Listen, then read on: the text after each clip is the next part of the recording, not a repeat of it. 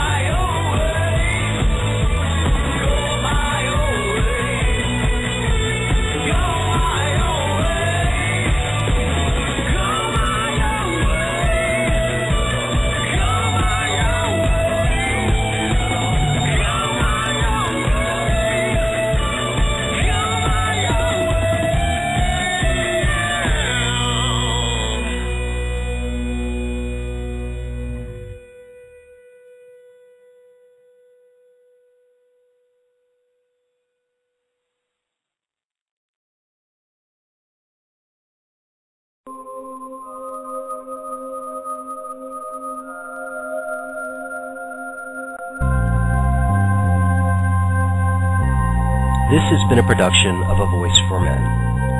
Lucian Balson and his guests thank you for listening to The Voice of Europe. We would also like to thank the artists, Depper Matera, whom we recommend looking for on the internet, In Besna, a personal project of Cosmin Duduk, the leader of the band Ashena, and the DDG Project for offering us their songs to use. Special thanks go to www.pacdv.com/sounds for putting the sounds of the jingles at our disposal. Thanks again for listening to us, and have a great evening.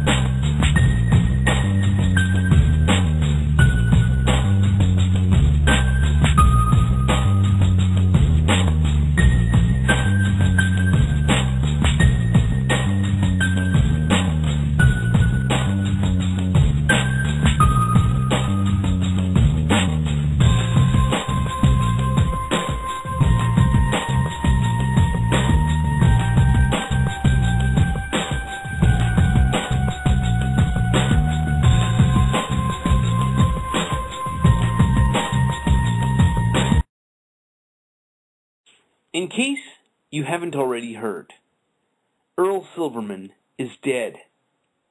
He hung himself 2 days ago. Another man who wasn't busying himself being of direct utility to women or to the state. Dead. Yawn. It doesn't even merit mention on the news. That's the short version. The longer version is that Earl Silverman was a victim of domestic violence. And when he reached out for help, you know what he found? Nothing. Well, not exactly nothing. He found indifference and hostility. And Stats Canada recently published data on the rates of domestic violence province by province across the entire country. The rates of male and female impacting domestic violence, which vary by 1 to 2% on a province-to-province basis. Some provinces have, by a 1 to 2% margin, more female victims of domestic violence, and some provinces have more male victims. Do I need to repeat that? This is what every credible study on domestic violence ever performed has shown, that it is reciprocal. In fact, in the minority of cases where domestic violence is non-reciprocal, it's women who initiate most of it. And that's the big, dirty secret of an industry which makes money by pretending domestic violence is one-sided, and which, in perpetuating that myth, keeps the money flowing, keeps the violence happening. That's the dirty secret. But getting back to Earl, or more precisely, getting back to his corpse, when he was the victim of domestic violence, reaching out for help, he found nothing but indifference and contempt. Because everybody knows, men aren't victims, they're abusers. So, Earl spent years running his own domestic violence shelter for men, the only one in the country.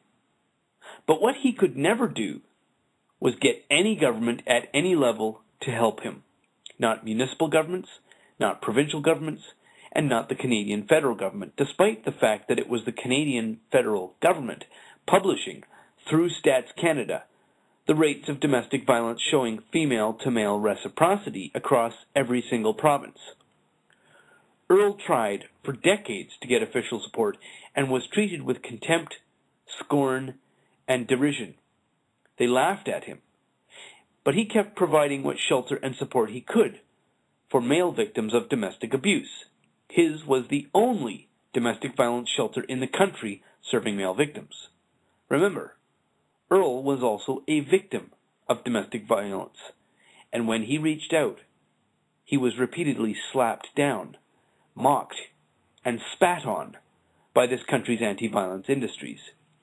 He did not fit into the money-making narrative, and also because he was not devoting his life to the benefit of women or to the enrichment of the state. He was disposable, not worth considering. His pain did not matter.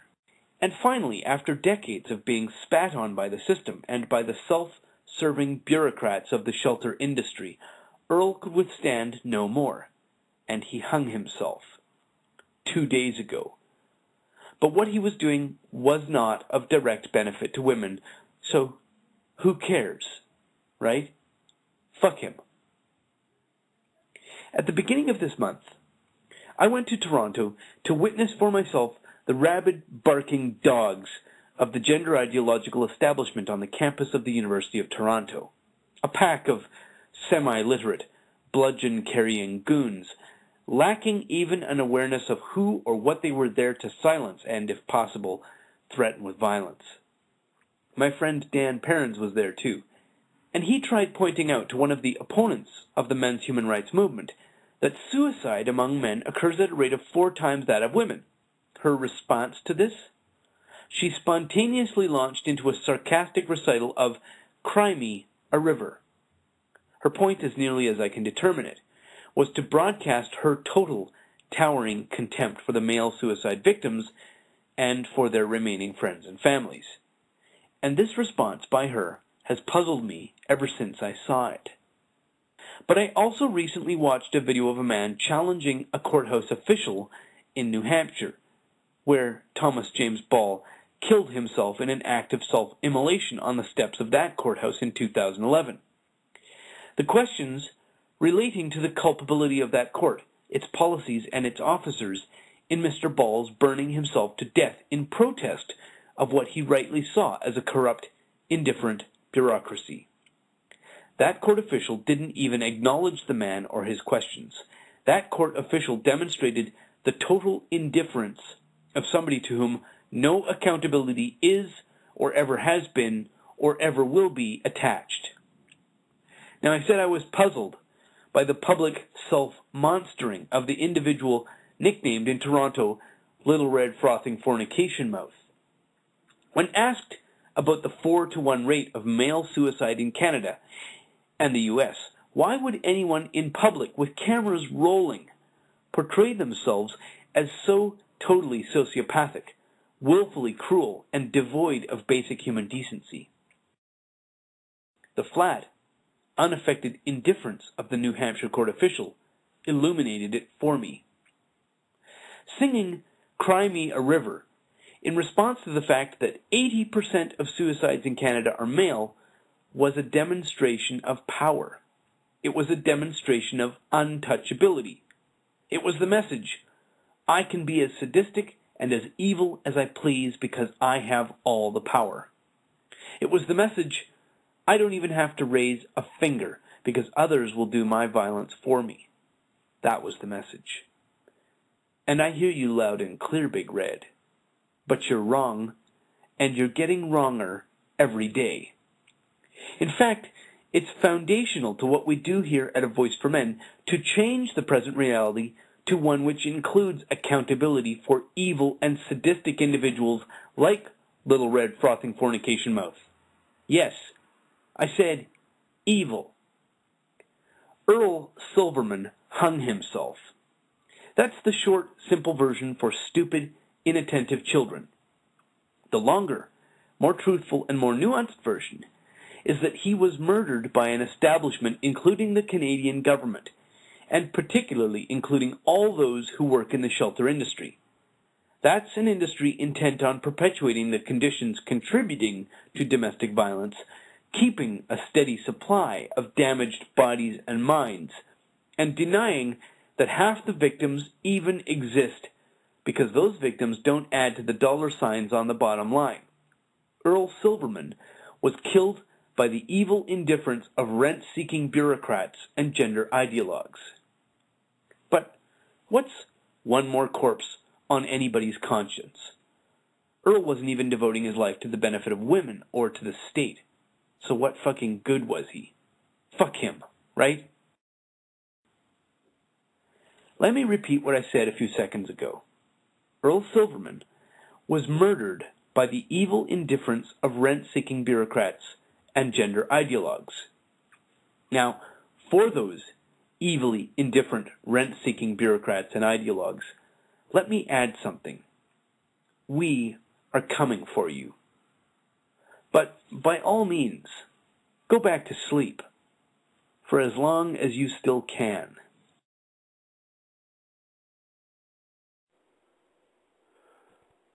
Good evening, everybody. Paul Elam here with A Voice for Men. Well, I would like to honestly say it's a good evening. It actually isn't a very good evening at all. We're airing this special episode of A Voice for Men Radio to acknowledge the death of Earl Silverman, to talk some about his life, to try to find some meaning in the way that Earl chose to go out, and to give you an opportunity to call in and express whatever it is that's on your mind. I already know that we have many people that are already lined up for call-ins. I want you to know that we will get to all of you before this show is over, and you'll be able to speak to your heart and your mind as you need to on this very, very unfortunate day. We also have waiting that I will bring on in just a couple of minutes, Rick, who is somebody that knew Earl Silverman very well, and for the last 15 years anyway, and hopefully he can bring us some insights into what was going on with him. We had just a very brief discussion, James and I, before we started the show about how to start this thing. He asked me whether we should start with JTO's rant, which you notice that the rest of this show, except for the rant, is totally unscripted. There's no recorded versions of anything. We're just going on the moment with what's happening. And I wanted to start the show after a moment's thought with his rant, because in the end, while we are all going to grieve the loss of a really great human being, and we're going to also grieve the loss of what his dreams were, of something that provided services to men who were ignored by their government, who were ignored by the society around them, who were basically ignored by everybody. And that died, at least for now, with Earl. We will hopefully be able to work our way toward picking up on that dream at some point. But right now, we're just going to, in honor of Earl Silverman, take some time tonight to reflect on his life and to reflect on his death. And I do think that John's rant was a good way to start this, because in the end, while we're going to honor Earl, we are not going to wring our hands. JTO was just couldn't have been more right, in my opinion. Earl Silverman was murdered by neglect and by apathy. He was murdered by the Canadian government. Earl Silverman was murdered by David Futrell.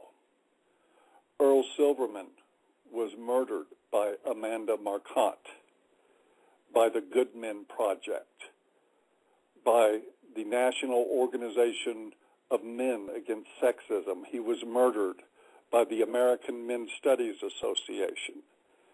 He was murdered by Vice President Joe Biden in the Violence Against Women Act. He was murdered by the everyday neglect and contempt that this society and these governments hold for the struggles and for the anguish of men. He was left emotionally destitute in a corner with nowhere to go after struggling 20 years to get a simple recognition of a very simple fact, that men hurt too. He was murdered by all that neglect. One thing I just feel very, very compelled to say tonight,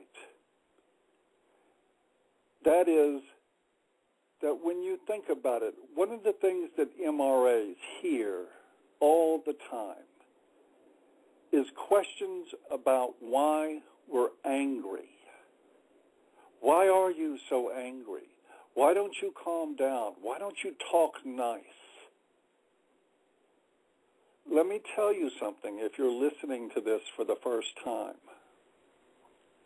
The reason that men's advocates are angry is because anger in men is the only thing you can see, because you certainly can't see their pain.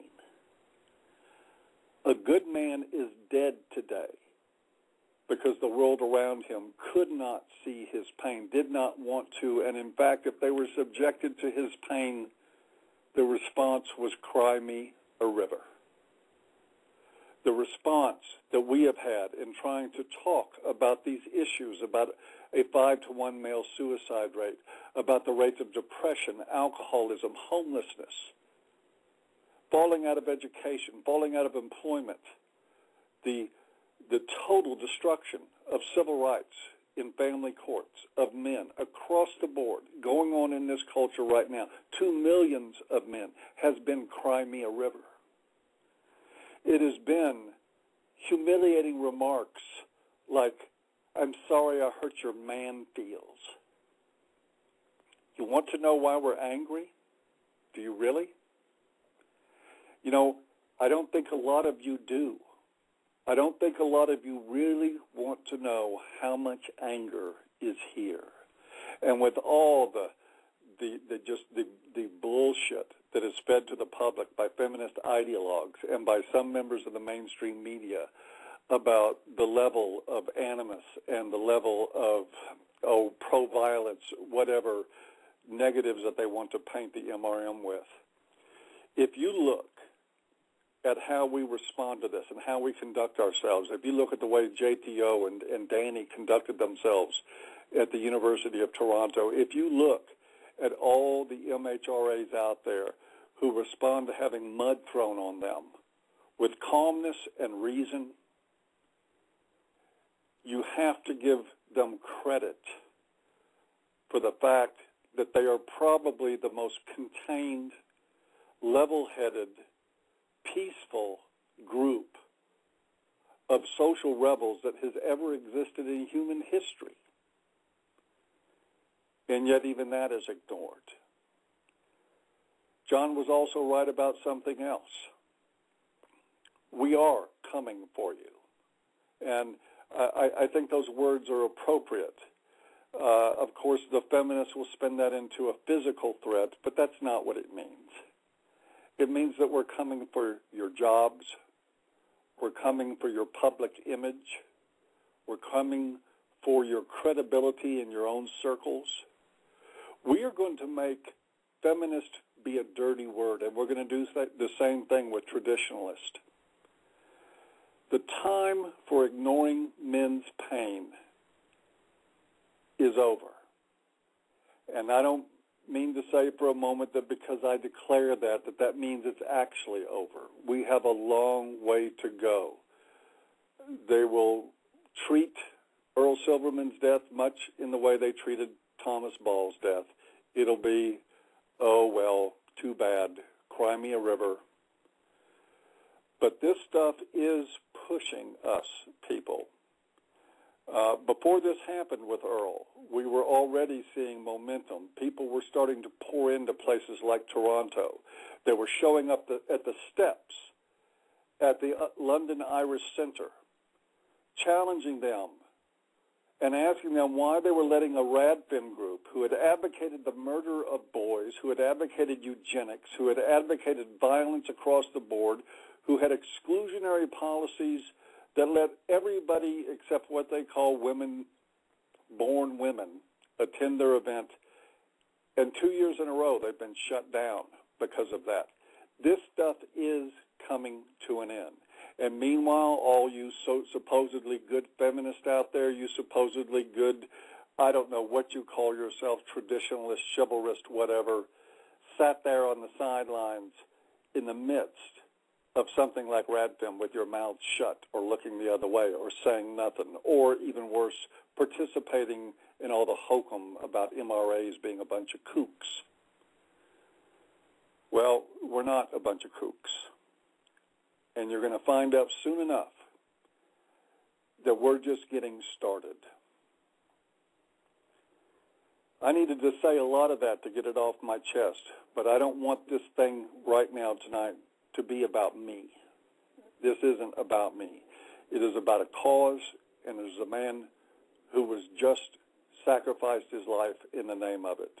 And I know with a lot of you, I'm anxious to hear more about Earl Silverman. I'm hoping to hear things that I didn't know. I want to learn who he was. One thing we're not going to do is let this man be forgotten. I know that Christina Hansen, our Canadian news director, has already started talking about efforts to put together another center for men and to push Earl's dream ahead. And I want you to know that I'm behind her. But I think one of the best ways we can get started is to find out more about Earl. And with that, I would like to ask James to bring Rick on, who has known Earl apparently since 1998. And perhaps he can help shed some light for everybody on who Earl was and what was going on toward the end. And with that, I want to welcome you to the show, Rick. Hi, can you hear me? Yes, I can. Thank you. Okay. Yeah, I met Earl first. First of all, it was 1998 in Vancouver. He was attending a domestic violence conference there. At the same time, we were getting a group together, and he came along. And I have photos from that meeting. They're on the other side of the planet at the moment, so I got to get my son to send them to me. And from there, we continued working together as best we could. I was based in Vancouver. He was in Calgary. We received a phone call from him one day, and he had a guy on the line, or he had a guy who had come to him. He gained custody of his wife had run off with his daughter to Scotland. The guy had gone to court. He got sole custody. Earl picked him up, offered him help. We organized an AVFM forum, got in touch with the UK Men's Movement. The UK Men's Movement then organized press coverage for the guy, and he would have been met at the airport, and the Scottish sheriffs would have picked up his daughter. He could have come back to Canada. We got all the cash together. We got it to him. Then the guy, he never showed up.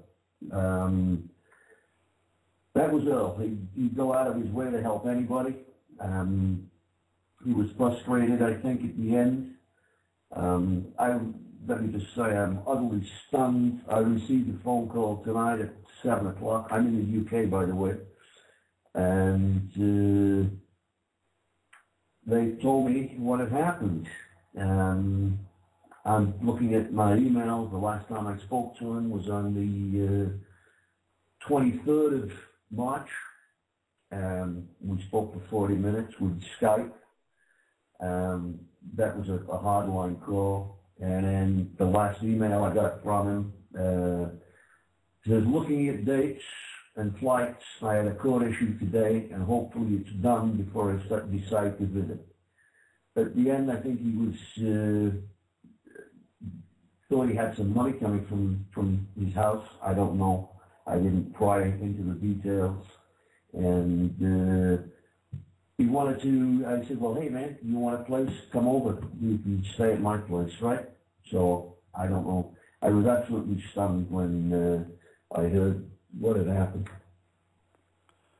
And so how long did you work with Earl back and forth over the years?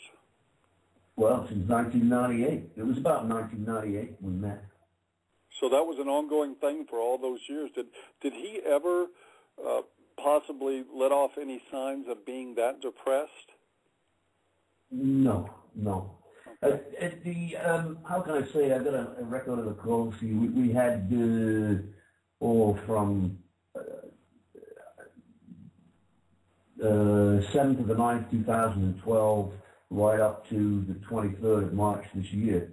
And we spoke about 5 or 6 times. That was hardlines, and we Skyped as well. At the end, he just said, I don't know what. Some of the final calls were, well, I don't know, Rick. I'm not getting any help in being thrown off one list because he was direct. He was a straight shooter. He said it like it was, okay? And you know the way guys get all upset about it? I got my own saying, fight for what you don't bother fighting for what you don't want, you know? So let people say what they want. But, so maybe Earl was, you know, he just didn't know which direction, but I don't know what was going on the other side. I know he was wanting to sell his house. That was it. Did he ever share with you any of the frustrations that he had with trying to get the Canadian government to listen to his appeal for funding for a men's shelter? They're all over the net. He was one of the first individuals. He was always asking for funding from the government. All you got to do is Google Earl Silverman, Calgary. You'll see him with the premier of the province at the present time. There's pictures of him there. He played and he went and asked for all the assistance he could from the highest levels of government, without a doubt. Did they ever fund him in any way? I believe he got $700 for. I just can't. I'd have to look up on the files. $700. $700. Yeah. Oh Lord. So. And I don't know how many million that go into the status of winning, but I mean it's in the millions, tens of millions, easy. Oh, absolutely. I know in my country, we're talking about between 500 and 600 million. Yeah. Sorry, I don't hear well. I'm sorry? What is your name? My name is Paul. Paul. Okay, Paul. Yeah. Yeah, I'm well aware, Paul. Yeah. So tell me, what's going to be the plan for you now? What about you and the work that you're going to carry on? Well, my story is a long story. As long as the miles it encompasses. Started in Canada. I've been on court on 3 continents. I just got my son. I just spent the last 7 years in Australia because the Canadian government allowed him to go down there. Been taken down there with the mother, and been institutionalized numerous times. I don't really, so I had to fly down there. He was put in a foster home. She was in a mental institution, again, delusional. It took me 2 years to get to him. Finally I did, and they moved in with me when he turned 18. And so you got it done. You got your son back. I got my son back, and then he turned 18 in Australia, and then I was told I had to leave because he no longer needed, he was of the age, the majority. Oh, wow. Well, are you going to continue on with any kind of advocacy work now? Oh, yeah. Yeah. I know most, Paul, I know your name. I know most of the guys. We've assisted some guys when we were in D.C. Who were kind of the victims of the court system. So we helped some U.S. guys. I'm not going to mention their names right now. And got them out. So. Okay, well, I certainly wish you luck with that.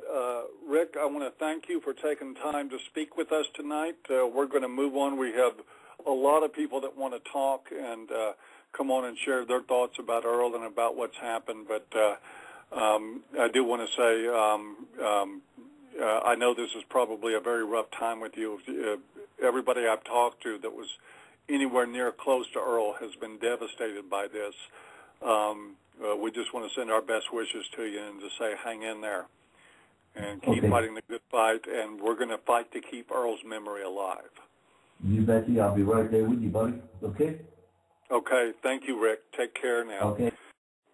And with that, I'm going to move on, and let's speak with Tom, who has called in. Tom, welcome to the show. Thank you.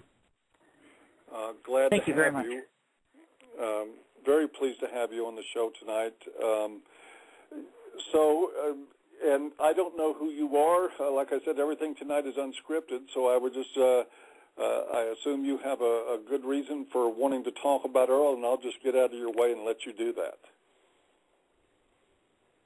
Well, I was invited to call in because I was the last person to speak with Earl. I was staying at his house. I had been there for the last 8 months, and we were both sharing a lot of similar challenges in taking on the system and some of the issues within it. My focus was mainly family law, and children and fathers, but I was also a victim of domestic abuse, and so there was a lot of overlap. And, of course, Earl also dealt with the family law thing. So we had plenty of good philosophical discussions. As the former speaker mentioned, Earl was a very honest and direct speaker, which was similar to my own style. So we had some wonderful, deep conversations. And Earl was certainly a man of great conviction. He believed strongly in justice, honesty, and fairness. And that's really, at the end, he was very puzzled and frustrated that something that should be so commonplace and logical and easy, the efforts it was requiring to get the attention and, it was just totally out of proportion. And that was certainly a source of distress and troubles for him. So, yeah, I was there for the last 8 months and pretty much saw Earl every day. Yeah, I can hear that in your voice. One of the things I noticed there was a tribute video done that Christina Hansen made that we put up on the site that showed a stack of binders that looked like they were just loaded with tons of information that were related to Earl's quest for funding. Did he just work? Was this his life? Is this something he just woke up and did every day, full time? Trying to reach out and help people and finding support for it? Yes. He definitely tipped his life balance completely in the direction of dealing with this. And it's a hard road to walk. I mean, in my own case, I've had family and friends tell me just to give up on getting my children back and just try to recover my life. And I find that if I push too hard, you can get into this terrible situation where you don't see any hope, and it's necessary to step back at that time. And so I often made a really strong effort to take Earl out and get him doing some other things. And I think that was certainly helping him in some ways. That balance is certainly important, but for the most part, Earl really from when he got up in the morning until the evening when he went to bed, he pretty much just worked on this stuff for the most part. One of the things that JTO brought up in his rant and that I had read about earlier is that Earl himself was a victim of domestic violence. He had an abusive partner. Did he ever tell you the story of that in the time that you spent with him? Yes. Earl did share some details of that with me. Can you maybe tell us a little bit about that? My understanding was he had a partner at one time who was very quick to lash out at him physically, and had even done so in public with witnesses. And when police were called and came to intervene, they interceded on her behalf. And even when witnesses, at the public place protested, saying that Earl was actually the receiver of the violence, the police still proceeded to arrest and charge him. So it's a common story that we hear all too often.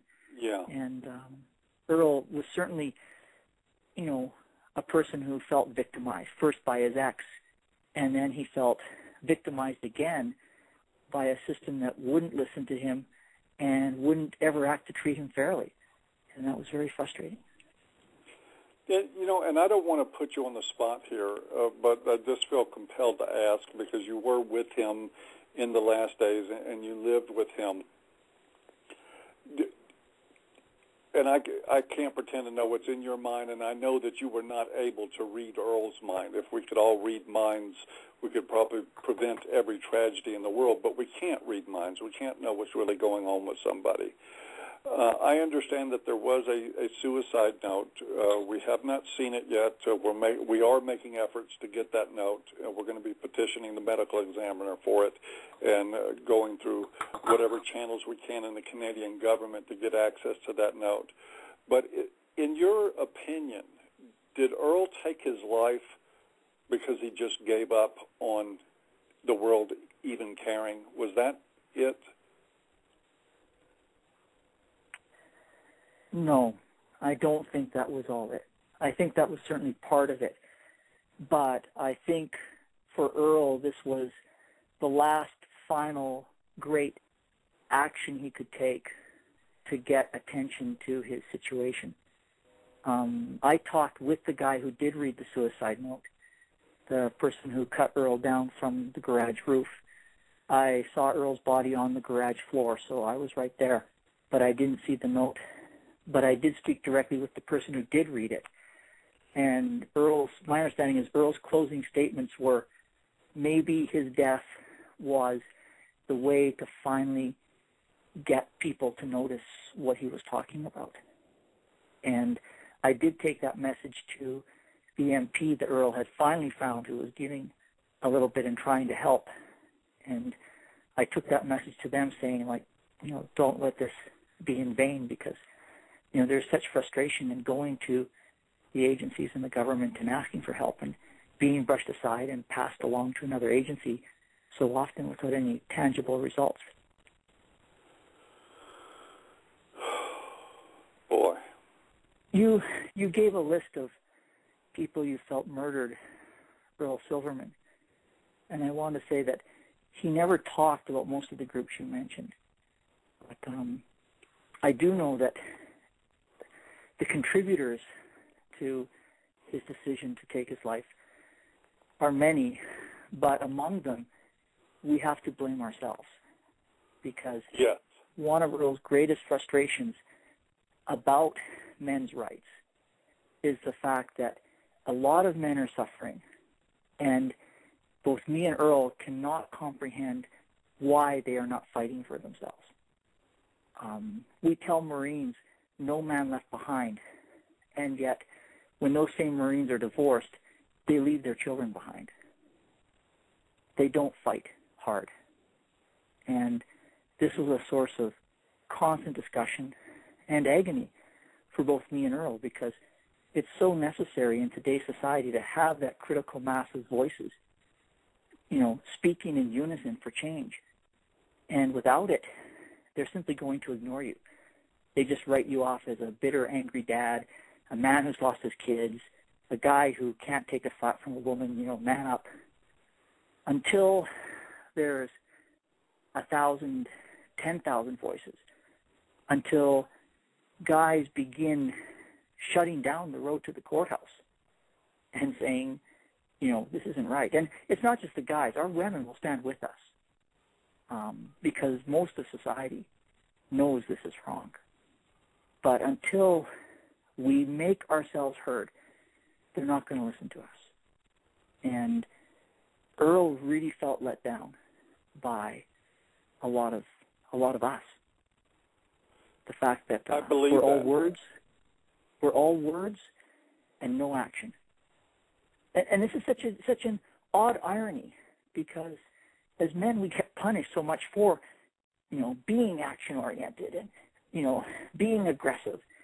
And yet when it comes to our families and our children and our own rights, we're told to just suck it up. Take the abuse, take the punishment, and if you don't take it, there's something wrong with you. Of course, that's total bollocks. We're human beings, and we hurt, we bleed, our hearts ache every time. And we have to stop the lie. I remember as a kid in the schoolyard, they used to tell me, don't tattle on the bullies. Don't tell on them. Who did that help? It helped the bullies. It was such a stupid thing to teach us. And so I taught my children, I said, if somebody hurts you, if you see somebody hurt somebody else, you tell on them.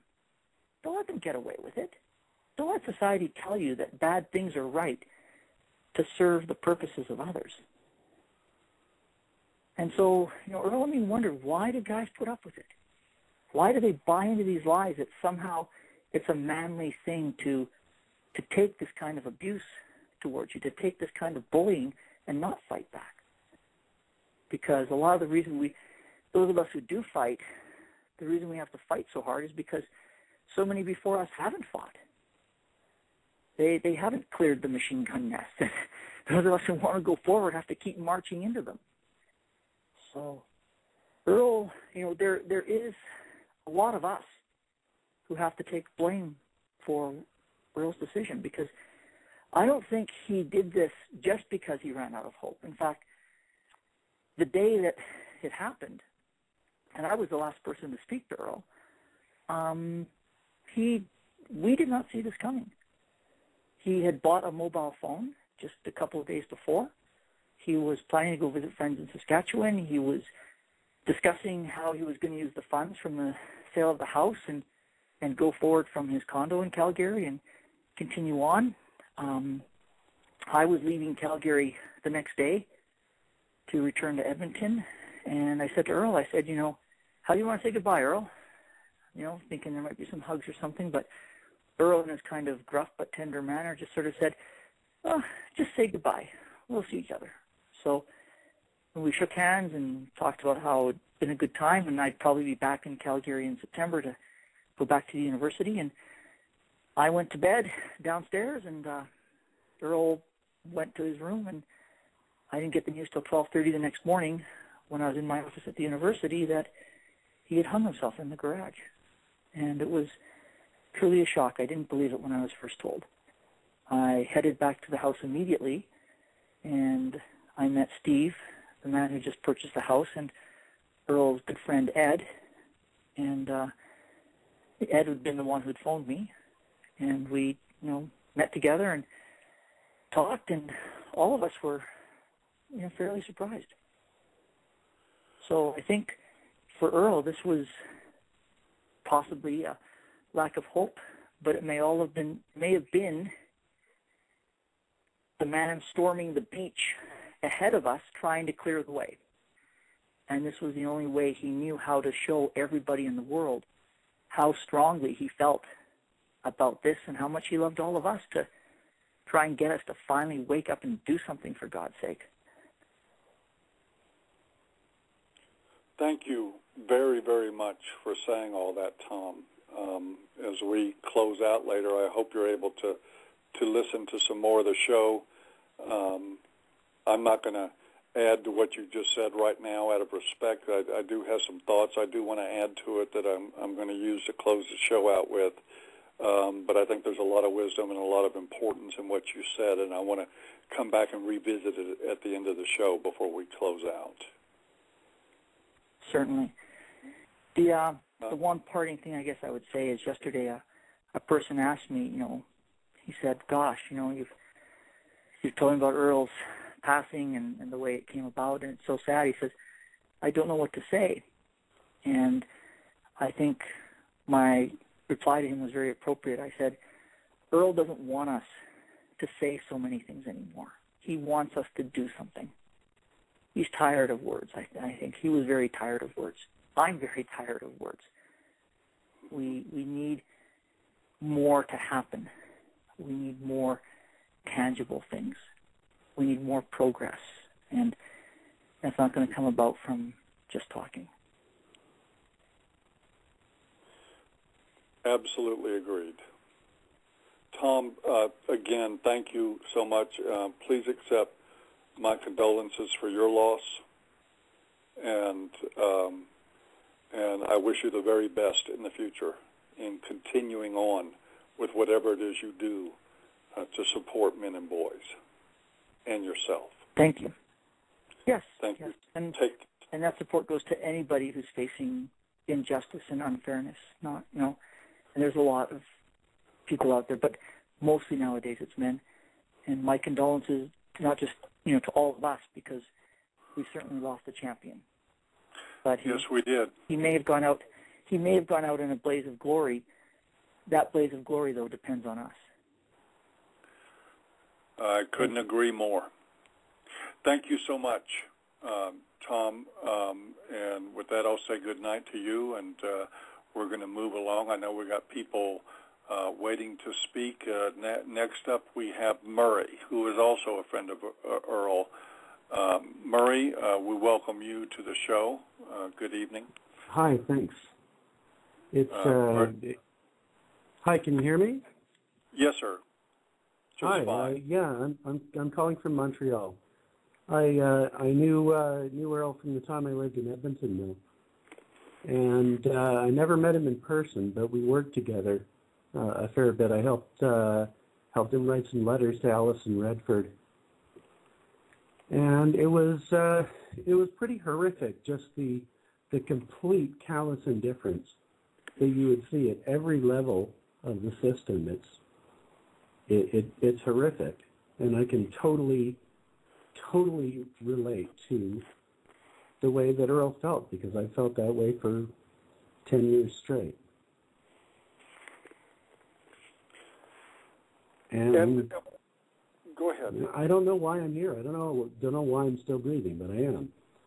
So I'm going to do shit. Can you just tell us a little bit more about what your experiences were like with Earl? Just sort of Earl, the guy that you worked with. Well, he was the first person I talked to who got it. You know, that was a number of years ago. That was, I can't even remember what year I heard about Earl and got in touch. But for me, it's been going back many years, and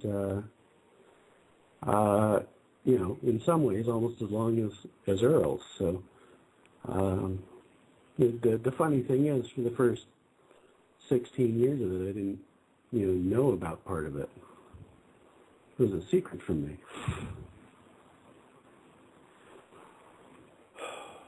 So, did you see anything at all that, and again, and I'm going to be asking this of people that knew him, and I certainly hope they don't take it the wrong way.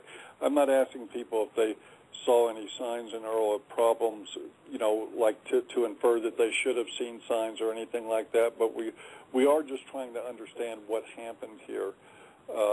And how it happened so quickly, and that picture is already getting clearer.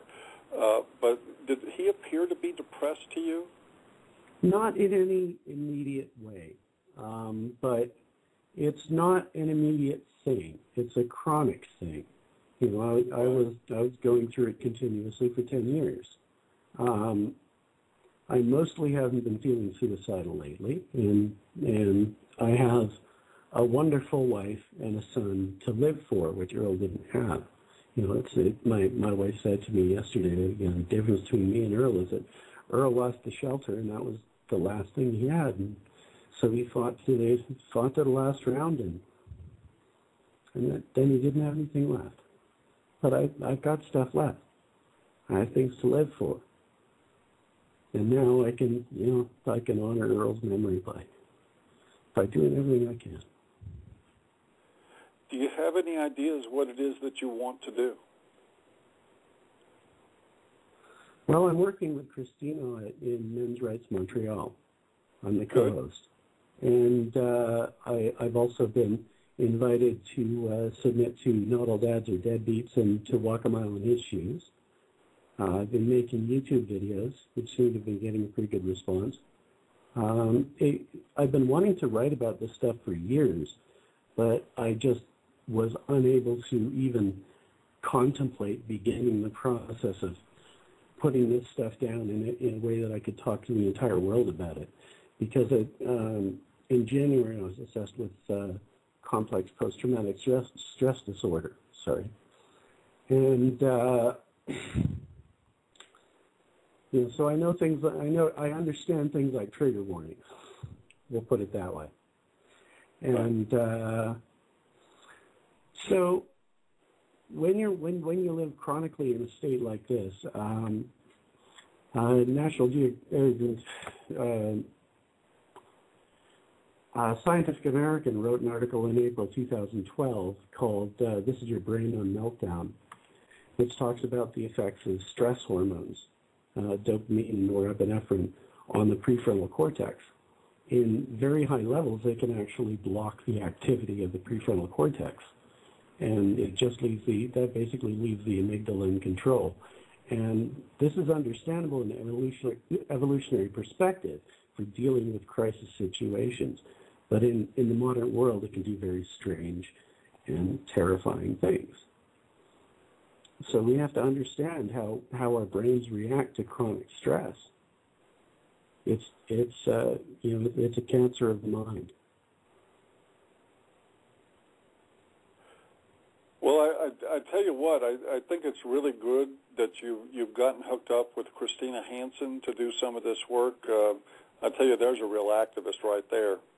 She's totally awesome, and we're going. Yes, to she is. She's one of the most amazing people. Townships in a couple of weeks. We're going to go on vacation together, so it's all good. Wonderful. Yeah. And I hope you take some time to enjoy that.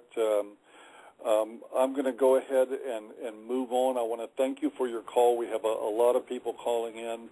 I want to express to you my condolences for your loss, your personal loss from losing Earl.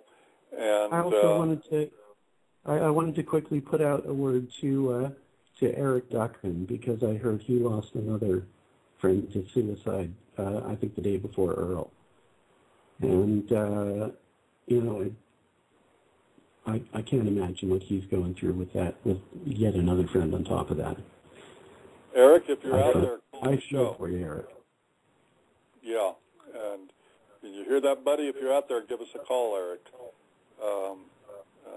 Just check in with us and let us know how you're doing.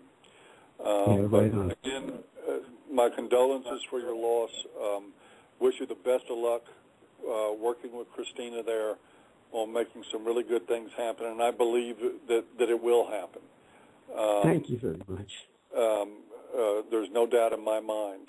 These things take time, they're work, but we don't have to let that man's dream die. Right on. Earl's dream can be kept alive. Okay, and with that, I'm going to say goodnight to you, and next we're going to bring on Patrick, and Patrick is also known as the Madshangi on YouTube, and also known that way at AVFM and a few other places. He actually did an interview just recently with Earl over Skype about what was going on. I had the unfortunate circumstance that I was the one that had to let Patrick know, and in this very impersonal world that we live in, I let Patrick know that Earl was gone the same way I found out, which was by Skype. But anyway, I'm glad you called in tonight, Patrick. How are you doing? Hello, Paul. Can you hear me? Yeah. It's good. I'm fine. I still can't believe it that this has happened. This has really taken me by surprise, as I'm sure it's taken everybody else by surprise. And it's only a small consolation that other people are just as surprised as they were, people who were even closer to Earl than I was, that they didn't see anything coming at all. I mean, I never would have thought he would take his own life. And your previous caller, Tom, brought up a very good point that I was going to bring up myself, but he brought it up first, that I very much picked up from Earl his frustration that people were all talk and not enough action. And he even said as much to me in our personal conversations over the phone, that I'm just been thinking about this the whole time I've been listening in on the show. How important that was, that he said that, how truly frustrated he really was that anybody, like, he asked me, what exactly do I do for the men's rights movement? And I say, well, I make YouTube videos, and I try to talk about things that other people are afraid of talking about. And I just realized that's not good enough. What I'm doing on YouTube really isn't doing anything. It's just more white noise, just another person singing to the choir. Sorry, I'm losing my place here. That's all right. I'm going to take a moment just to respectfully disagree with you there a little bit. I don't think what you do counts for nothing. I think there's more we can all do. But I don't think, and I'm going to tell you the same thing I told Tom. I'm going to share some thoughts about this, and I hope you find some benefit to them at the end of the show tonight. But I'm going to talk about this very subject because it's very important. Earl sent us a real strong message, and we do need to respond to it. We need to address it. I just have some ideas on that I want to share, but I wouldn't say at all that what you're doing means nothing. I just want to point out real briefly here, Patrick, that, when we get people that come to the site for the first time, become activists and start actually doing things, I hear it over and over again. I saw so-and-so's video. I saw this article somewhere. I saw somebody talking, and so I'm showing up. That talking is a critical element. What you said is true about being willing to talk about things that other people aren't willing to talk about. That's something that is a huge part of this. I mean, it certainly isn't all of it, and you may be right. Maybe there's more to do, and I think you are. I think that we could all do more. I'm just saying that I wouldn't just write off the fact that you're taking a stand publicly as being worthless, because I don't believe that it is. I think it's worth something. Well, thank you, Paul. But my point was that we're definitely, we weren't on the front lines the way Earl was. He really was taking on the system, and I wish I and others could have done as much as he did. And it's very sad that he's gone now. And I live in Calgary, in the same city as Earl did, and I never got the chance to meet him in person. And now I'm gonna regret that for a long time, because he's gone, and he's gone forever. I'm never gonna be able to talk to him in person, and I'm just glad I knew him for the brief amount of time that I did get to speak to him on the phone, and that I did get to do an interview with him for my YouTube channel, and I enjoyed the time that I spent with Earl, talking to him about the issues that we were passionate about, and he just seemed like a very soft-spoken, gentle man, and this is just a tragedy. And I just would like to add that, in the media talks about tragedies like the Amanda Todd thing, and people go, oh, we really got to do something about bullying. We're never going to see a reaction like that to somebody like Earl, who really deserves the recognition for people to really take a stand on misandry or domestic violence, issues that are really important, It'd be a shame if Earl is ignored even after death. I don't want that to happen. We're not going to let Earl be ignored. Well, I'm not going to let him be ignored either. I tried contacting Alberta Prime Time, hoping they'll do a piece on them and spread more awareness of what Earl was doing, because definitely don't want his death to be in vain. I want more attention to be paid to Earl and all the work he was doing. Absolutely. Well, you get my commitment that he's going to not be forgotten by us. We're going to make sure that we hang on to his memory and that we keep it front and center, because, well, I don't, it's just my personal belief, and I'm not criticizing him for his choices. Personally, I don't believe suicide is a great option. But what's done is done, and I don't want it to be in vain either. If it's going to serve a purpose, I hope that we can make some use out of the heartbreak that's in this. Patrick, thank you very much for calling in and for sharing your experience with Earl, and hang in there. Okay? Thank you, Paul. All right. Take care of yourself. And we're going to move on now. We did have Eric Duckman has called into the show, and I did not know until another caller informed us that he had recently lost somebody else to suicide. Eric, are you with us? I am. Hi, how are you doing, man? Hey, I'm all right. Yeah, it was just kind of weird because I found out on Friday just as I'm walking into work, I heard about Earl, and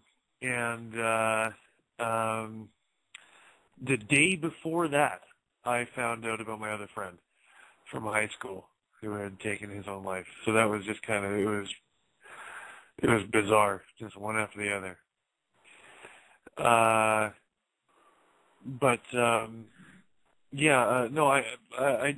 you wanted. I was asked to call in because I had done an interview with him as well about 5 or 6 months ago. You can probably see it on our YouTube channel, Edmonton MRA Edmonton. I can't remember. I kind of dropped out for a while, and Raslo picked it up. But yeah, I mean it's moot now because the whole point of the video was to raise funds for the MASH house, right? But you've been asking people all night long if anybody saw any signs of depression. I didn't. But when it's interesting that one of the first comments I got on my video when I put up the interview, some commenter said that he could clearly see depression in his body language, but nothing. I mean, nobody said anything about suicide. Okay. So, do you mind if I ask what happened? Did you have somebody else that was close to you take their life recently? Yes. A friend of mine from high school, Jamal Hersey. I knew him from the time I was 15, and he. I don't know the method or anything like that, but found out that he took his own life earlier this week as well. You know what was maybe happening in his life? A lot of alcoholism. Yeah. Yeah.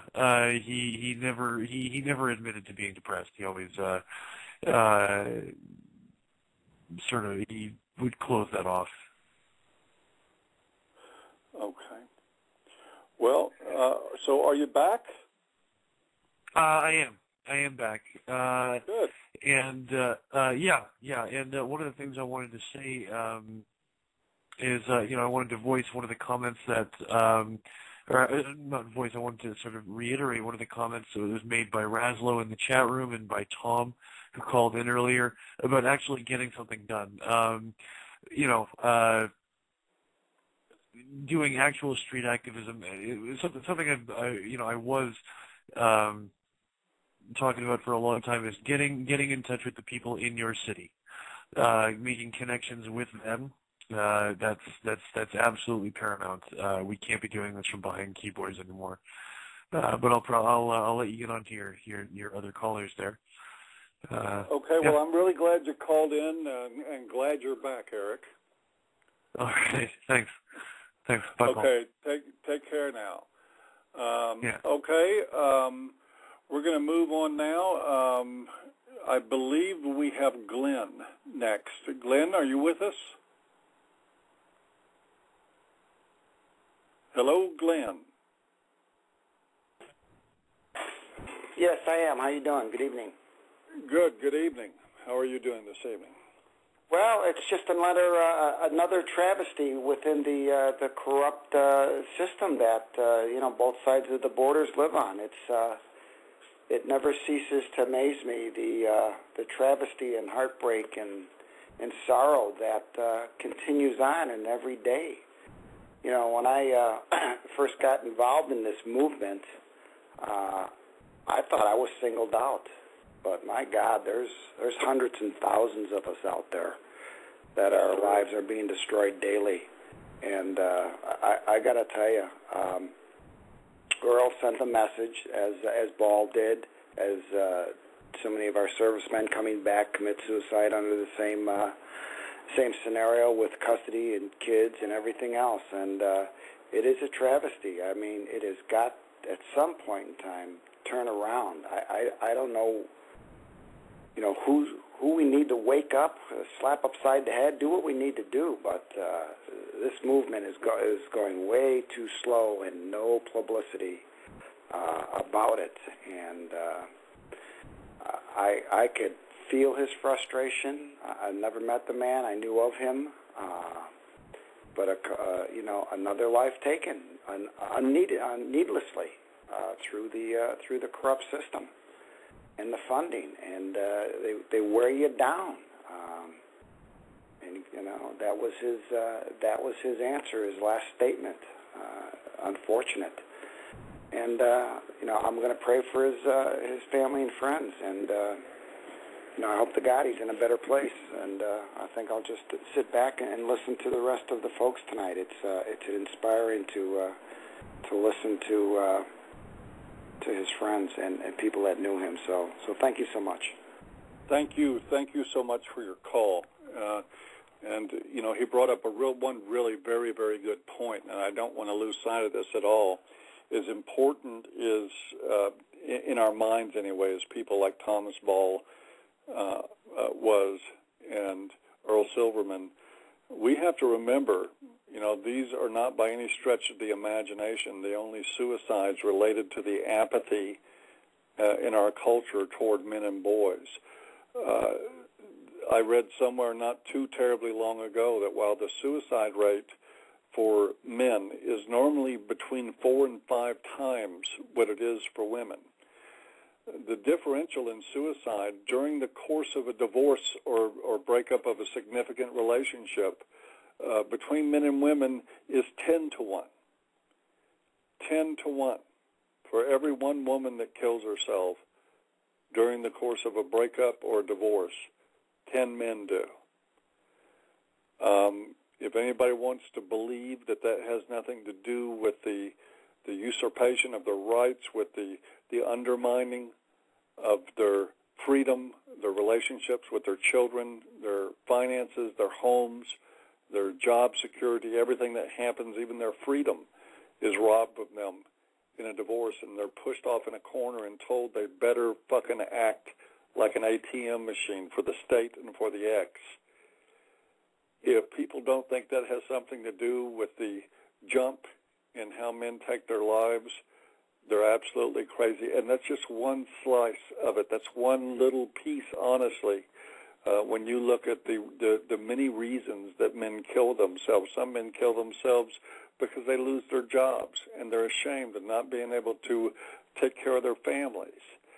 This is the corner we put them into in life.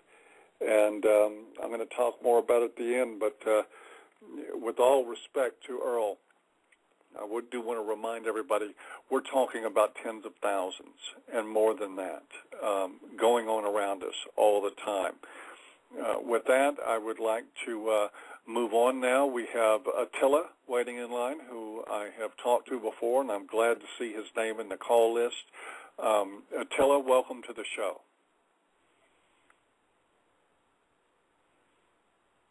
Attila, are you with us?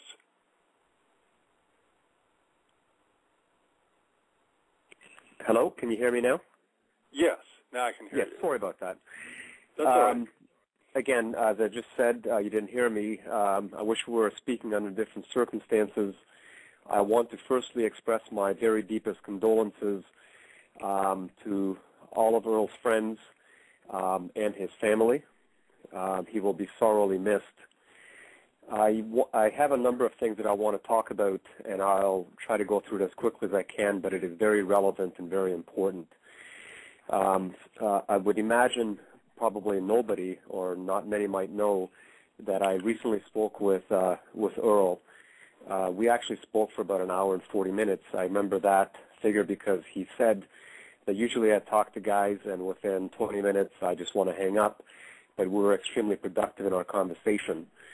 I will tell you, because of what I do, I found that conversation to be extremely important so that I wouldn't miss a single syllable. I audio recorded that conversation, which I will actually pass on to you, Paul, for your disposition as you see it fit. That would be fantastic. Very, very serious conversation about issues that we've all talked about. I will tell you what I intimated from the conversation I had with Earl is that he was very frustrated. He was frustrated that we were all doing a lot of talking, which actually is important. For me, it was therapeutic. I am a survivor of domestic violence, and while I do martial arts and I could have killed my ex-wife in one strike, what people need to understand is when men, they just don't know how to behave, they don't know what to do, they don't know how to survive. And when the rules are so switched around that it puts the mind into a frenzy. But moving along, I agree with what Tom was saying in the earlier part of the conversations with you, that we need to do something. It is important to talk. It is important to get information out. I think it's invaluable because that engages people. We need to now engage our government. We need to engage the police. We need to engage our medical people. We need to start engaging people that actually can affect the change that we are looking for. What we also need to understand, and I speak about this fervently, and I speak about it every day, the fact that 8 men and 1 woman commit suicide in Canada each and every single day. This is qualified by Dr. Paul Links, who is not only the official that heads the psychiatry in Toronto, but he is also head of suicide. What this tells me is that we have a serious problem. For me, it is a barometer, it is a pulse of how badly things have gone for men, because it's an 8-to-1 scenario in Canada, maybe 9, maybe 10, and it is very, very ugly out there. I will tell you, while there's Earl, and it's very important, he's a very important man. He fought very hard, very strong, but there's 8 Earls every single day that commit suicide. I know some of these people. Stan Muir, about 20 years ago, drove his car off of a pier because he could no longer stand the abuse of his wife. Another gentleman just around Christmas time had a heart attack from the stresses of divorce. That should have been counted as attributed to his death by the ramifications of divorce. Another man couldn't, he was going to go to jail because he couldn't pay, they took his driver's license away. He was a truck driver, couldn't make his support payments. He walked in front of a train. This is a man that we are working with. Another one hung himself. Another one put an exhaust pipe channeled into his car because all he had left was 67 cents after he paid his child support and spousal support. Now, we need to do something. What I am doing is I've recently, last weekend, attended a symposium of journalists and authors. I've been asked to write not 1, but 2 books and maybe even more. The first book that I've been asked to write is a how to navigate the treacherous waters of divorce for men.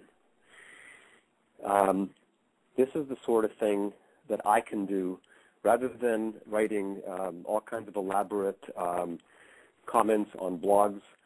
For me to pen a book, because I have extensive knowledge as to how to navigate these waters. I am a single dad. I have custody of my 2 boys. I have survived a false domestic violence allegation. I've even survived a very egregious false sexual allegation that would have had me gone to jail. And this book is going to help people manage to get through this divorce. Divorce is a terrible thing that ravages the mind. People cannot understand. As a matter of fact, I forgot a police officer friend of mine, when his wife filed for divorce, he took his life immediately.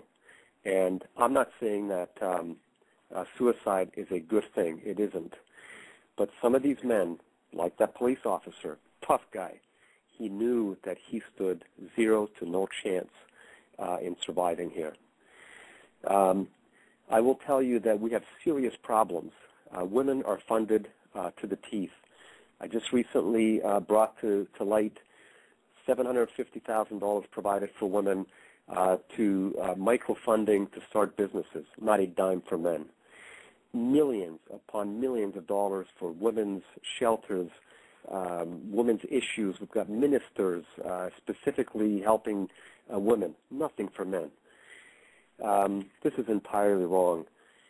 One of the projects that I'm working on, again, as to what we need to do, is I am working on a Toronto domestic violence symposium.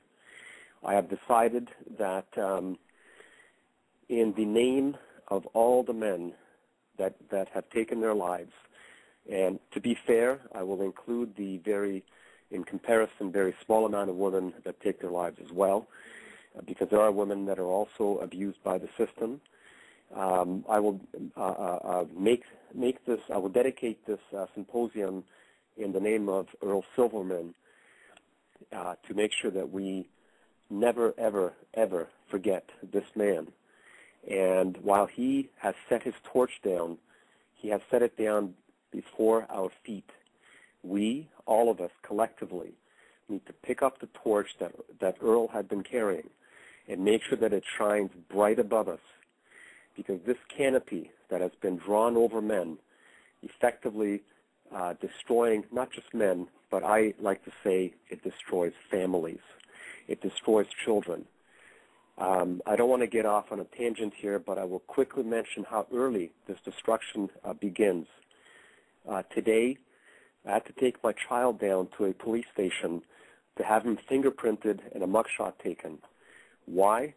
Because at school, the principal went way over the top, and what was just an accident was turned into something that had the police called in. Because I dared to ask questions, the women who run the community referral program decided to stick it to me, and I had a police officer come to my door and arrest my child and threaten to have him he's 12 years old, threatened to have him put in prison unless he signed the document of the charge that was put before him in accordance to the Criminal Code of Canada.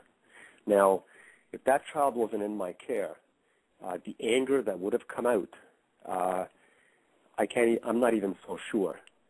But fortunately, with the connections that I have and the advocacy that I have, I'm hoping that I will make sure that his mind is going to develop properly. But these are the travesties, these are the troubles that are affecting men and their families and their children.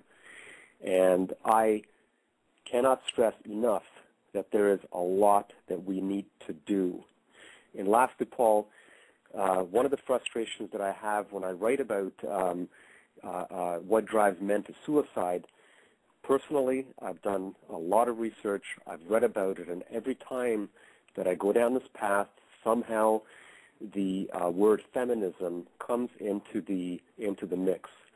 And I have come to an understanding that it seems to me that the feminist ideology is what is driving this entire social chaos, which has people like Earl taking their lives because, in my opinion, I don't think that he took his life because he gave up. I think he just ratcheted his advocacy to the highest level. And I believe that that is why Earl Silverman took his life. Okay, well, I certainly appreciate your call, Attila, and all the fine work that you're doing there. I've very much look forward to that recording. I would love to hear that, and maybe we can present it to other people as a legacy of just what was in the mind of Earl Silverman. And maybe it'll serve as some inspiration for some people to do some work in the future. Agreed, Paul. Thank you very much for giving me this extra bit of time. No problem. Thank you, sir. Best wishes to you. We're going to move on. We're going to have, we've got several people coming up, including right now. I mean, we've got Christina is holding. We've got Dean Esme there in the mix. But right now we're going to go to Mark Rosenthal from Radar, who has been at this, a long, long time. He's been at this since I was young, if that'll give you any kind of indication, which means it is a very long time. Good evening, Mark. Thank you for joining us on the show. Good evening. I'm not sure I'm quite that old, but I just about 5 minutes before I called in received email notifying me of Earl's death, and I was absolutely devastated. I met Earl only one time, approximately 10 years ago. He flew out for a conference that several of us were putting on. And, he was this warm, funny guy. He was, I can't remember exactly what was on the T-shirt, but he was wearing a T-shirt that clearly said that, he was irreverent and didn't take things too seriously, which apparently, judging by the events of this week, was no longer true. But he told the worst jokes and had us all in stitches, and had a very serious side as well. He was absolutely dedicated to the need to do something to help these victims that the rest of society was ignoring.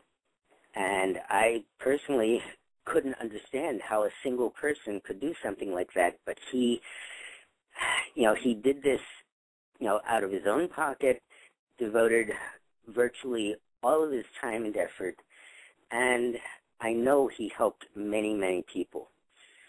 And over the years since that conference, I've had emails with him and phone calls with him, sometimes very long phone calls, and I just know he was a warm, wonderful, very giving person who felt the weight of this problem, the weight of the world on his shoulders, and felt it was his personal responsibility to try and fix it.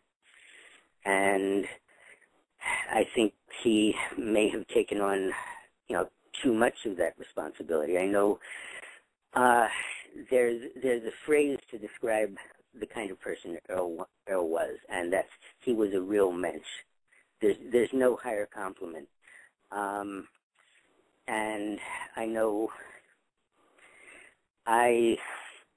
whatever your background, whatever your religion is, just, say a prayer for him tonight. I know I will be saying Kaddish for him. Well, I'm very sorry to hear that you just found out about this. You must still be in a state of shock even as you called in. Oh, yeah. I can't imagine. I got email from him approximately a month ago saying he was shutting down Men's Alternative Safe House, and I didn't react as I probably should have. I was busy. I sent him a brief response via email. I should have called him. And I wish now, I really wish I had. But there's... Well, there's the only a whole bunch of us out here, including me. I have a Facebook message from Earl that I hadn't been able to get back to. I'm sure there's a lot of us that have those feelings, but I hope everybody remembers that it wasn't us that did him in. Okay. There's one other thing that I relate this to that many people on this call may not make the connection. But there's a certain kind of person who feels that they have to go out, have to go out and take on the injustice that they see in the world. And there's somebody in my area who tried to do that and was really brilliant, having nothing to do with men's issues, but having to do with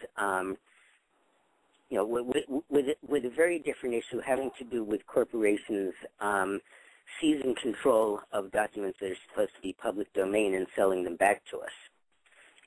And this is a fellow by the name of Aaron Swartz. And for downloading essentially what amounts to the equivalent of taking too many library books out of the library, he was charged by the local prosecutor with nearly 50 years in jail, and over the course of the past 2 years was put under such pressure that in January he took his own life. This is not an unusual occurrence. The system is set up to grind people into the ground if they if they take any stand that the powers that be dislike. It's this is what we're up against, and it's not just men's issues that this applies to. The system is absolutely ruthless when it comes to anybody that crosses them. Oh yes, so, it is. Anyway, I will really miss being able to call Earl up and talk to him. Well, I understand that. I think you probably echo the sentiments of just a whole lot of people tonight. Let's hope we do a good enough job to keep his memory alive. We certainly owe him that. Is there anything else, sir, that you wanted to add? That I think I've said everything I can think to say. I'm sure other people want to get in, so you should probably move on to the next caller. But thank you for the opportunity. Thank you very much for calling in, and again, our condolences for your loss, and thank you for the good work that you do. Thank you. Okay, we're going to move on now, and we have bumped somebody up. Hope everybody understands. Dean, Christina, Jolly, I am Defender, Stu. We have not forgotten about any of you, but we are giving preference to people who knew Earl and were close to him. And with that, we have Ken here, who is a 20-year friend of Earl, and so we want to bring him now. Ken, welcome to the show. Thank you for calling in. Oh, that's thank you. You want me to talk about how I met Earl? Anything you want to talk about. If you could, just help us get to know Earl a little better for those of us that didn't have maybe any contact with him, or those like me that had some but not a lot. If you could, just help us get to know Earl and what he was about through your eyes. Well, I first ran across Earl, of course, on the Internet, discussing various things, probably not quite 20 years ago. And I always found Earl to be a really hopeful, optimistic. He was going to, he was really going to do something important. And then after chatting with him for a couple of years on the net, and, off and on, not all the time, just off and on. And I went to Calgary to visit a friend one time. We went to it was kind of a little fair in Marda Loop, for those of you who know Calgary. And there was this funny guy with a funny cowboy hat and a big bushy beard and a T-shirt on it that said something. I can't remember what it was, but it struck a chord in me because it was something to do with dads and kids, all that. So I started chatting with him, and he's quite the character, and we kept it up ever since. My last email from Earl, I guess, was about 4 months ago. I didn't quite follow it. It was a bit rambling, and his sort of last thing that we chatted about seriously was some kind of a human rights complaint that he brought that they dismissed, and he was upset about it, and he thought I might be able to bring something to the table there because I had sued the federal government for defamation. I sued the Status of Women Canada, so I guess he thought I was some sort of legal something or other, which I'm not. But I don't know, Earl, he was an optimist, and I really tried hard to having sort of been this route in the courts and the government and the lawsuits and the rest of it, tried to, I think, manage expectations, I guess would be the word, because as near as I can tell, Earl thought that this was a question of informing people in the government who made grants and who funded such things and who made policy changes to deal with men's issues and how things are for dads and the things related around it. And in my experience, it's not a matter of informing. They know. This is not accidental. This is not an oversight. This is not something that we need to teach people about. They know. This is by design. And I don't know exactly what the reason for that would be. I can't think of a good reason, but I'm not them. They must have some reason. So on the AVFM site today, I posted my letter to the Prime Minister, which I guess a few other people have letters to the Prime Minister, and I think we should all do that. I think we should all write to the Prime Minister and our MP and our MLA and anyone else you think might be interested. Tell them about Earl. Earl was an optimist. Earl trusted them. Earl really did believe that people in government, I think, if they knew, they would help. And I think maybe he one day realized that just isn't true. And maybe that explains what happened. I don't know that, but it might be. I know I've certainly felt that way some days. But I'll miss Earl. He was a character. I'll give him that. He had a nice hat. And he had a good attitude, and he was a gentle guy, and he didn't put on airs. He just told it like it was and tried to do what he could to help.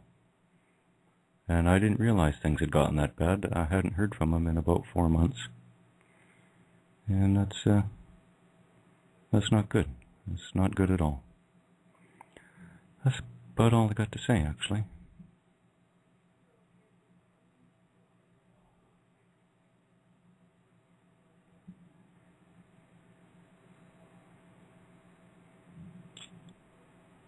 Well, we may have lost Paul. Paul, if you can hear us, please feel free to call back in.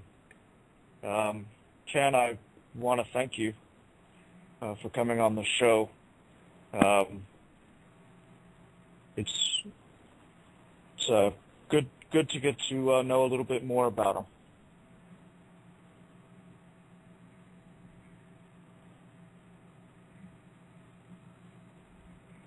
Yeah, James, I'm just going to make an observation here, and this is really relating to what Ken was saying, but also something that Dean Esme wrote yesterday on AVFM. Well, I don't know if he wrote it yesterday, probably wrote it the day before.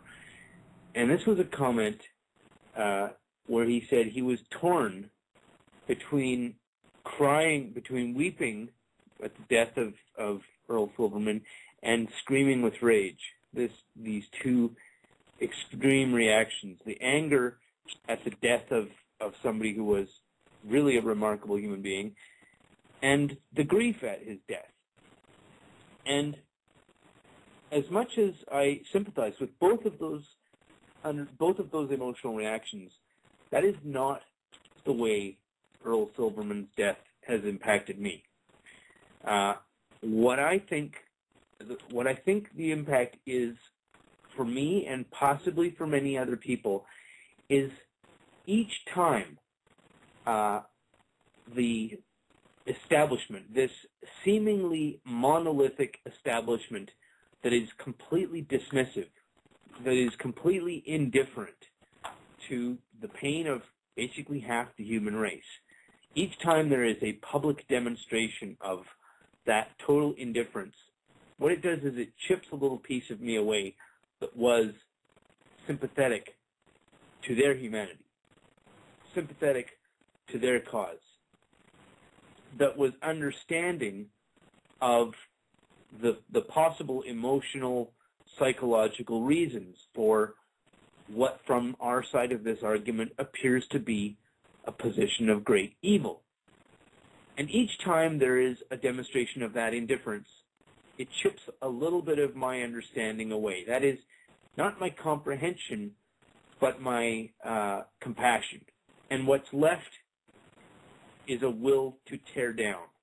What's left is a will to go to work with a sledgehammer on social institutions which pretend to humanism, which pretend to offer help and succor to people with damage or pain, but really are about the money and are about propagating and perpetuating violence and grief, not just against men and women, because human damage is what keeps the money flowing. And so each time, it just chips a little more of my compassion, my understanding, my sympathy for such individuals, such ideologues. It just takes a little bit of my sympathy away, and what's left is a hardened resolve. And that's what Earl's death means to me. And I think I feel very similarly to the way you do, John. And I think something else I wanted to pick up on from our last caller, because I think what he said was particularly important. You know, he said, Earl, that maybe believed that somehow in dealing, that he maintained his belief that in somehow dealing with government agencies and appealing for funds, that at some point, if he just presented his rational argument convincingly enough or with enough evidence, and he had stacks and stacks of it, that somehow, you know, that logic and compassion and reason would rule the day, and they would see the obvious need that's there for these types of services, and that they would come through with them.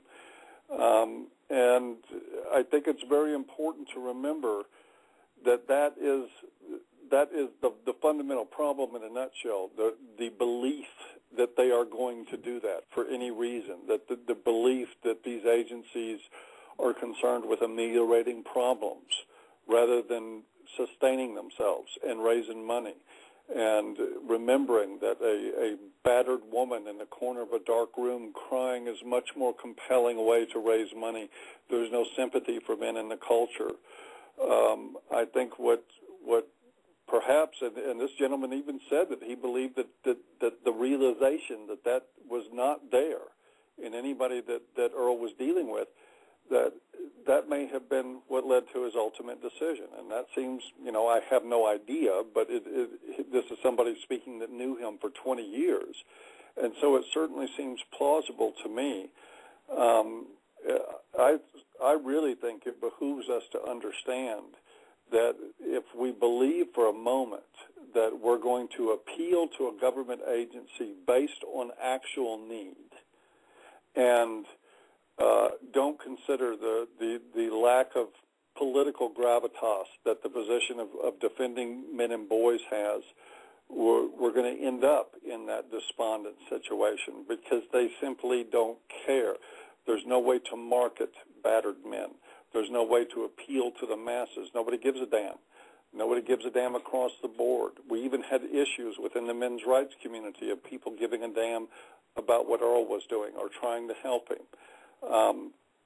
I know I tried. I know that several other people tried. I know that I got a message from Christina Hansen, who we're going to have here in a few minutes, tried. I know that we've had people in Australia reaching out to him that tried. I know that there were a lot of people that tried, but I also know that, you know, there is, well, I'm going to get into more of that as we close the show, but I think it's important to remember that the reality check here tells us, and this is where, you know, I may even be, if you can imagine it, farther ahead than John. I don't have any compassion whatsoever for the people behind this stuff. And I mean, I don't have any compassion for the feminists. I don't have any compassion for the right-of-center politicians who talk a good game about community consciousness and talk about how the government shouldn't take care of people, that's the job of the people, and that people will take care of each other if they have all their tax dollars to do it with. It's all bullshit to me. It's all bullshit. The bottom line is that we live in a world where nobody cares about the struggles and problems of men. And that is what killed Earl Silverman, whether it manifests in feminist policy or whether it manifests in a bunch of Republican votes for BAWA, or however it ended up being expressed. The bottom line is this culture does not care about men. And as hard and harsh as it is to say, the only way we're ever going to have a solution to that is if enough men quit caring about their culture, if they quit caring about those institutions, if they quit caring about their image with people. I'm going to get into that more in a few minutes, but we still have lots of people waiting to call in. And I do want to get to them. They've been holding patiently forever. James, can we bring on Dean now? Dean Esme? Hello. I don't know that I had a whole lot to say, so I'll just try to be brief. I don't want anybody to think that, I know I had a very emotional reaction. I don't want to give the impression that Earl and I were best buddies. We had talked a few times. I had done what I could to promote him. My grief and rage had more to do with just looking at the decades of this that's been going on, and I rarely talk about my personal experiences, and I'm still not going to here, but just realizing that he had lost all hope, it just made me furious. Earl was such a nice man. We did an Ask Me Anything on Reddit today, which I'm sure most of you guys know. If you watch carefully, we mentioned Earl a few times. Erin remembered him well. She had some lovely things to say about what a sweet, gentle, she called him a huggable, lovable bear of a man. She was so upset. Although what she said was, I don't know if we typed this into the Reddit, but while we were chatting and I was helping her, she told the story of how her own grandson had committed suicide.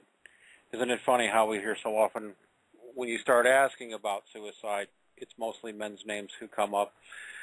But still nobody knows it's mostly men who kill themselves. But she talked about how she had done some things to make her grandson's suicide mean something and not just be another forgotten death. And she wrote about that in her book. But it did seem to me like when I spoke to Earl, I've always felt like I could have done more. But I did everything I could to help promote him, and it seemed to me like he almost had that, well, if I just speak common sense to the people in power, maybe they'll listen. And then the last time I spoke to him, it's like he didn't have that idea anymore. And I think when John talks about hardened resolve, I think he's probably right, because you could call it government, you can call it culture, you can call it these large foundations, feminist organizations, cultural organizations that are all these charities that are there to help women. Nobody cares about men. If we don't get past people's indifference, and if we don't actually get out there and start saying the truth, whether it makes us comfortable to say it or them comfortable to hear it, too fucking bad. We can't let any man die like this again. We can't just keep shrugging. Enough is a fucking enough, and that's all I have to say. Sounds like plenty to me. Dean, I know you had a real rough time with this, and it's a rough deal, because those of us, people like you, that work your ass off at this stuff, to do what you've been doing, we look across the table at a guy like, I'm going to tell you, when I hear people talk about how Earl made this his whole life, and he had one friend trying to get him out of the house and to go do something besides this stuff, and how consumed he was with it, and his struggles with trying to get people to listen to reason. I'm going to tell you something. I'll be real honest with you that I'm looking at a mirror there. I mean, I'm not despondent. I don't certainly have any plans on killing myself or anything like that. I intend on fighting this thing down to the end. But, I got to tell you that along with his friends, those of us that get out here and work this shit the way we do, this stuff hits pretty hard to see one of our peers, even though I didn't know Earl very well at all. I doubt if I knew him as well as Dean did. It still rattles the cage when I look at my life and I look at the fact that I spend all this time beating my head against a brick wall, or at least that's a feeling sometimes, even though I don't think it's quite that. I think we are making progress. But it's rough to look at this. But I agree totally with what Dean said. We can't allow another man to die like this. We can't allow another man to die trying to wake us up. And this is going to bring some changes to me and I think to AVFM. I'm going to talk about some of that at the end of the show, but right now let's move along. I want to bring Bruce on the show. Bruce, thank you for joining us.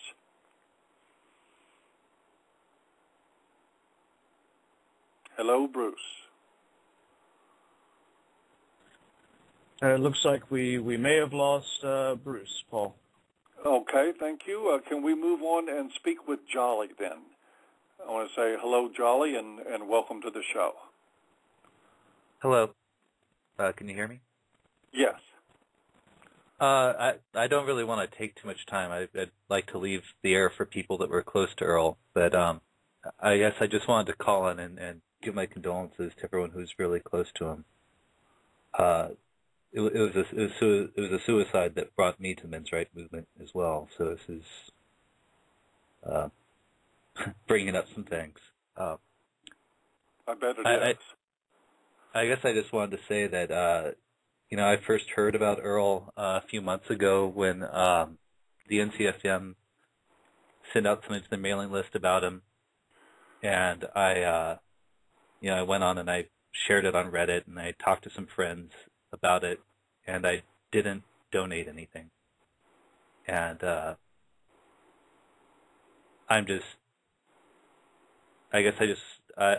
want to tell everyone that that's saying that we're the problem.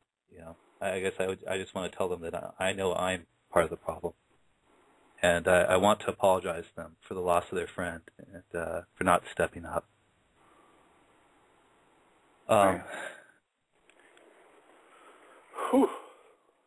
And I guess I just think that it's really easy to lose track of important things to give to. The world just has so many of them, but we really need to get organized and serious about it in the men's movement. I don't know. Maybe it'll take something like forming some sort of super fund that we can just have slacktivists donate to, and it will have more responsible individuals actually siphon it off to the right people at the right time. But and I guess that's really all I had to say. I just want to issue my personal apologies to everyone that lost. I'm not going to challenge you on your beliefs. I will say that I doubt very seriously if apologies are in order, but I'm not going to try to take that from you. I'm going to also ask you, sir, if you wouldn't mind, please listen to the rest of the show. We're going to have some thoughts on what to do with this, and maybe that could help provide some comfort to you. Okay. I got one last thing. Is I just wanted to say that you people that run AVFM, you YouTubers, you are doing something that just us readers don't do. And I knew about Earl because of you guys. So I just wanted to put that out there. Well, we appreciate that, and yeah, I understand the feeling of certainly of Earl's frustration of wanting people to do more than talk. But with all respect to that, and certainly with all respect to Earl, I believe we've accomplished some really great things so far with AVFM and other places have, and I believe there's more coming down the road. I really do believe that, or I would not be doing what I'm doing day in and day out. Well, thank you. Okay, and again, please take care, and I hope you listen to the end of the show. And with that, I want to move on, and we have our own Christina Hansen, who is with us. Christina, welcome. Hi guys, how you doing? Oh, well, we've had better days. I know. It's very upsetting, very tragic. I just wanted, first of all, to express my deepest sympathies and condolences to the people who knew him personally and who had more contact certainly than I did. I only got to exchange an email with Earl just actually a little while ago before he took his life. And when I heard about it, I was really shocked. I was stunned, and I was angry. I was angry at the system. I was angry at society for not giving a shit about men. All those feelings you just get when you hear something like this, because it's a totally preventable death. It's not something that should have happened had there been much more compassion in society at large. So basically, like I said, I didn't really know Earl. I knew of him. I knew of his great work that he did.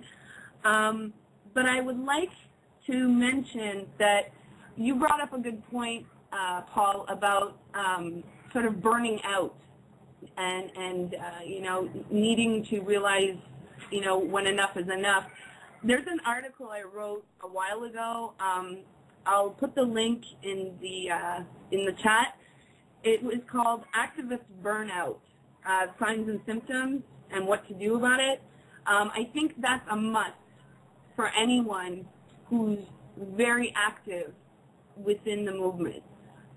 You need to know not only the signs in yourself, but the signs in other people so that you can help them, if it starts happening and they don't notice. Because sometimes we just don't notice. We're caught up in all the work we do, and we're not noticing when we're starting to burn out.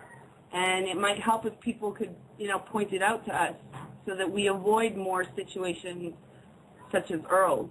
And the other thing I wanted to mention is I wrote an article today, which is up on AVFM.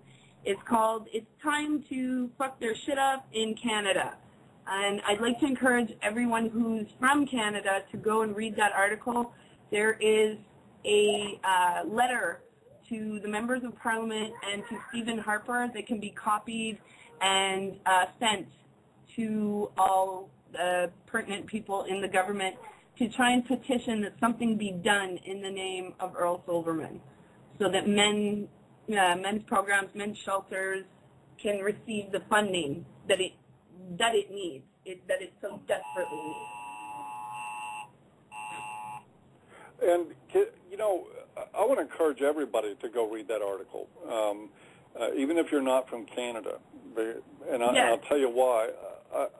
I think it's real important, that while I don't agree that our writing and making YouTube videos and that form of activism is nothing, I think that's very important stuff.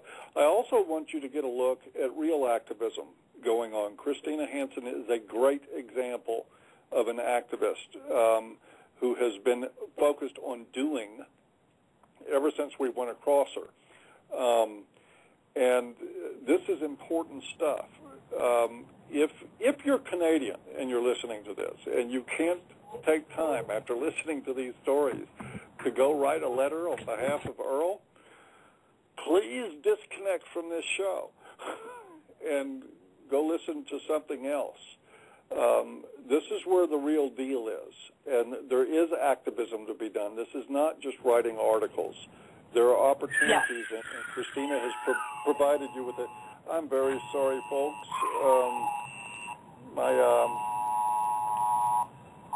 I have a smartphone that is giving me weather alerts.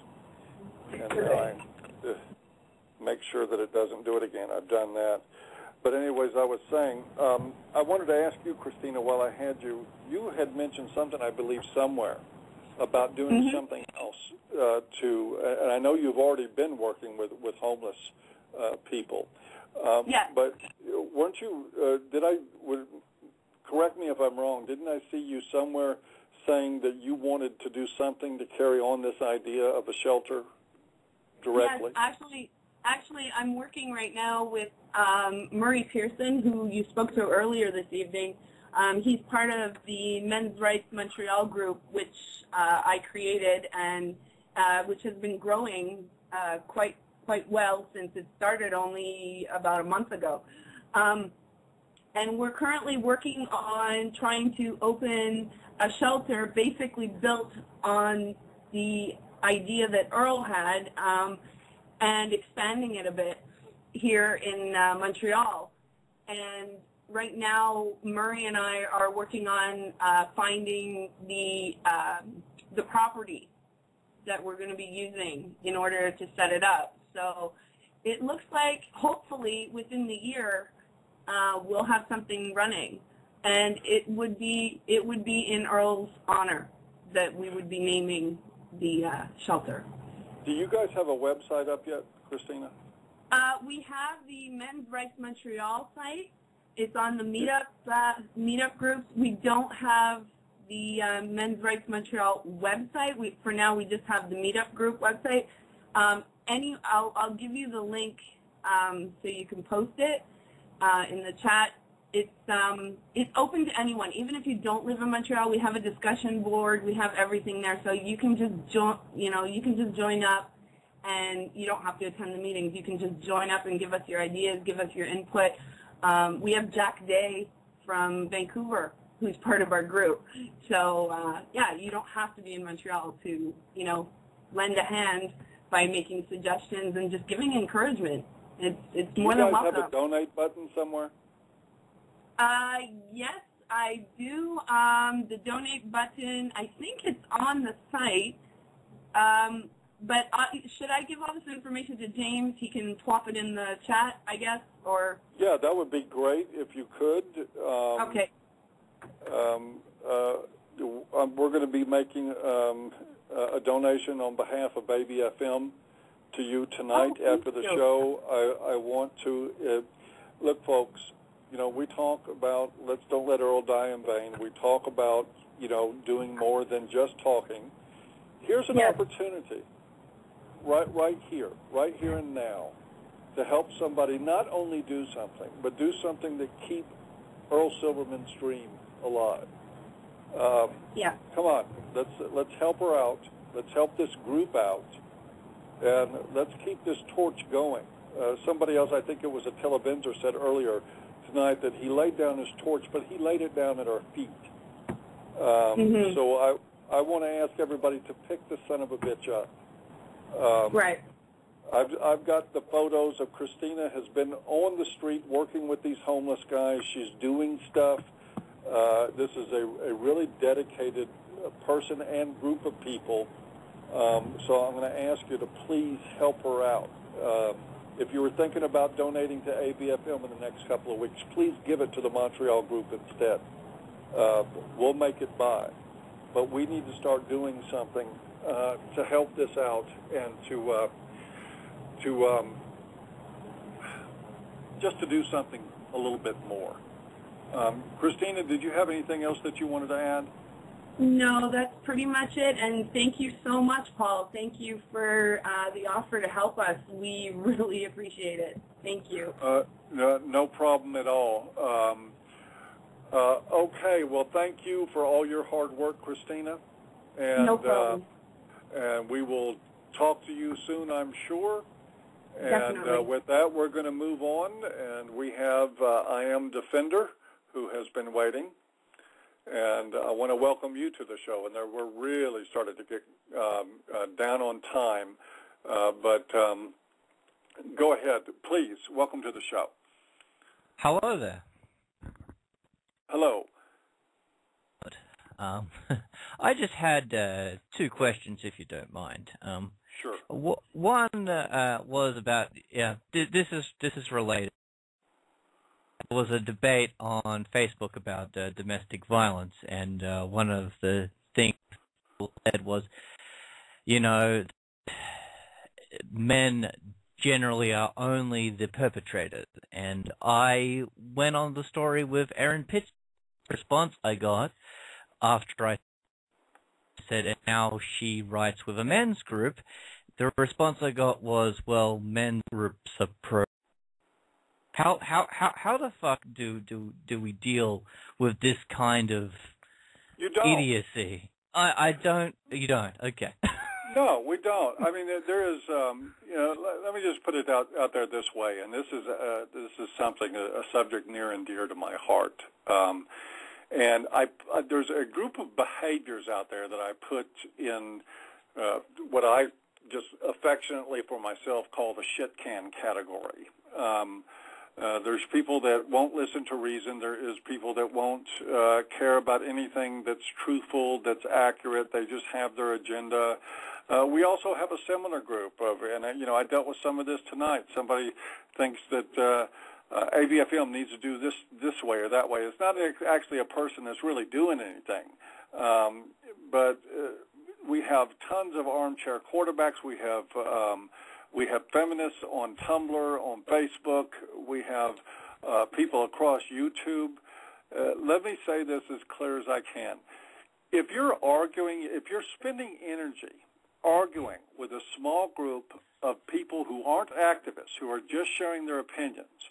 Now, if you're looking just to sharpen your arguments, yeah, it might be a good way to do some of that. I really think you could sharpen your arguments in a lot better ways than to argue with a group of dunderheads about a topic that they don't know anything about and don't want to know anything about. Here's the question and the challenge that I have for anybody is that, and I see this all the time, and I don't mean to offend people, but I quit caring about offending people a long time ago. Why would anybody spend their time this way? If men's issues are important to anybody out there, if doing something about this is important, why are you arguing with people you know who do not care about the truth? Why are you not doing something else with your time and energy? We have that time and energy are both finite resources. They both have very, very little available to most of us in our busy lives. I don't try to convince fools that there's a problem with men that are abused and that are ignored by society. I give people one shot at it, and that's it. And if they obviously aren't interested in the truth, then I don't worry about it another moment. There's other better things for me to do. So I would propose to you that the question is not how do I convince these people or how do I handle these people. The question is why bother? They're not worth it. And you could come up with you could be Clarence Darrow and give them your best speech for 45 minutes, and it would go in one ear and out the other. One of the things that we have to do is get out of the business of trying to convince people of rational arguments. Okay. It doesn't work. Earl died trying to convince the Canadian government that there was a problem with battered men, that there was a problem with men needing services and support that they weren't getting. They didn't care. And no matter what he did, 20 years worth, they didn't care. It didn't matter to them. It did, and I'm defender. It doesn't matter to the people that you're talking to. We don't need to convince them of anything except that there's going to be trouble if they don't start doing something about it. There's where our energy needs to go. And I don't mean that disrespectfully to you. You know, I've seen your name around. I know you're a good guy. I know you're a good MRA. But that's my honest advice to you. When you ask me that, my advice is don't talk to them. Go find something to do that's constructive, that helps create a consequence for people in positions of authority that won't listen to the truth. That's how the best way. Well, something I have wanted to do for a while, and I've been debating it on the forum because I wanted to make sure that if I was to do this kind of thing, that it would be reasonable and the Voice for Men would be behind it. There's a giant poster near where I live that basically says, you know, this community against women, right? And what I've wanted to do for quite a while is get a big A4 piece of paper and just stick the word everyone. I think that's a great thing to do. The concern I had was censorship. I'm sorry, you cut out there. Your concern you had was what? My concern was, would that be considered censorship? That JTO goes on about quite a lot. If it makes you feel good, I'd say do it. But I would still say, regardless of all that, there are efforts underway now. We have Christina there in Montreal. We're working with NCFM to develop men's issues groups in universities throughout the West, throughout Canada and the United States. We're looking to build NCFM chapters in Europe. There is the Wiki project that Dean and crew started, which is an enormously important project. Energy, man, give it to where it's going to count. There is a lot to do out here, and we do need to start really encouraging people to quit arguing with each other on the Internet and start taking action on these causes. And with that, we're going to have to move on. We are out of time. I know, John, thank you so much for your call. I know John had a couple of things he wanted to close with, and then I've got some closing remarks, and we're going to have to be out of here. John, go ahead. Okay. One of the things that at least a couple of people have talked about tonight is not just the indifference of social institutions and governments and nonprofits and so on, but the apathy of men themselves to help themselves, the apathy of men to act in the interests of their own identity as men. The kind of, well, I'm all right, Jack, and my neighbor's, getting beat by his wife, but he hasn't killed himself yet, and he still gets the rent paid, and my son is getting beat up by his girlfriend, but he's a good man. What we see happening is men willing to pick up a shovel when it's for somebody else's benefit, when it's for the benefit of their wives or their daughters or their neighbors or their governments or their employers, but not for themselves. And this has always been, one of the great puzzles of this movement is, well, men are capable of so much.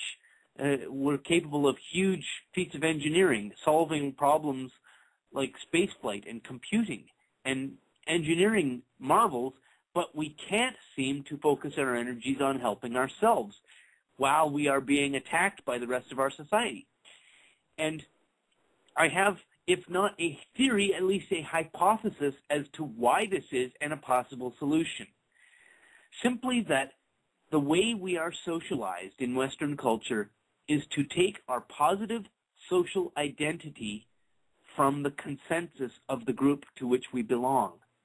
That means that a good man, and I'm making little air quotes when I say good man, a good man is defined not by ourselves, but by our utility to the group. If you are of positive utility to the women in your life, you're a good man. If you're of positive utility to your government, you're a good man. Or to your employer, you're a good man. But God help you should you desire to pick up that shovel and help yourself. Well, fucking what a selfish asshole you are. And all of this is from the cowardice, the fear of the loss of our public identity as a good man. You're a good man. If we pick up the shovel on our own behalf, we're selfish. What we need to do as a culture, as men, as a biological demographic, is recognize that we are humans and decent, worthy human beings, worthy of the same consideration as everybody else, whether or not anybody approves of what we are doing. I don't give one flying rat's ass who approves of what I am doing. I am a human being. I am deserving of rights the same as the woman next to me, the man to my left, the woman in front of me, the man behind me, the gay man over there, the transsexual person over there. We're all humans. We all deserve human rights. Whether I am of utility to any of these people as a group, as individuals, as employers, as an organization or a government, doesn't matter to me one single bit. And that's the step that men must take in order to pick up that shovel for themselves. The reason we don't is the fear of the revocation of our public identity as a good human being. And until that happens, it's going to be us beating our heads against the wall, a tiny minority. So that's, I think, a major part of this fight, is to basically grab men who are unwilling to pick up the shovel on their own behalf and shake them by their lapels and say, if you're afraid of loss of your identity, you're not a good man, you're a coward and a slave.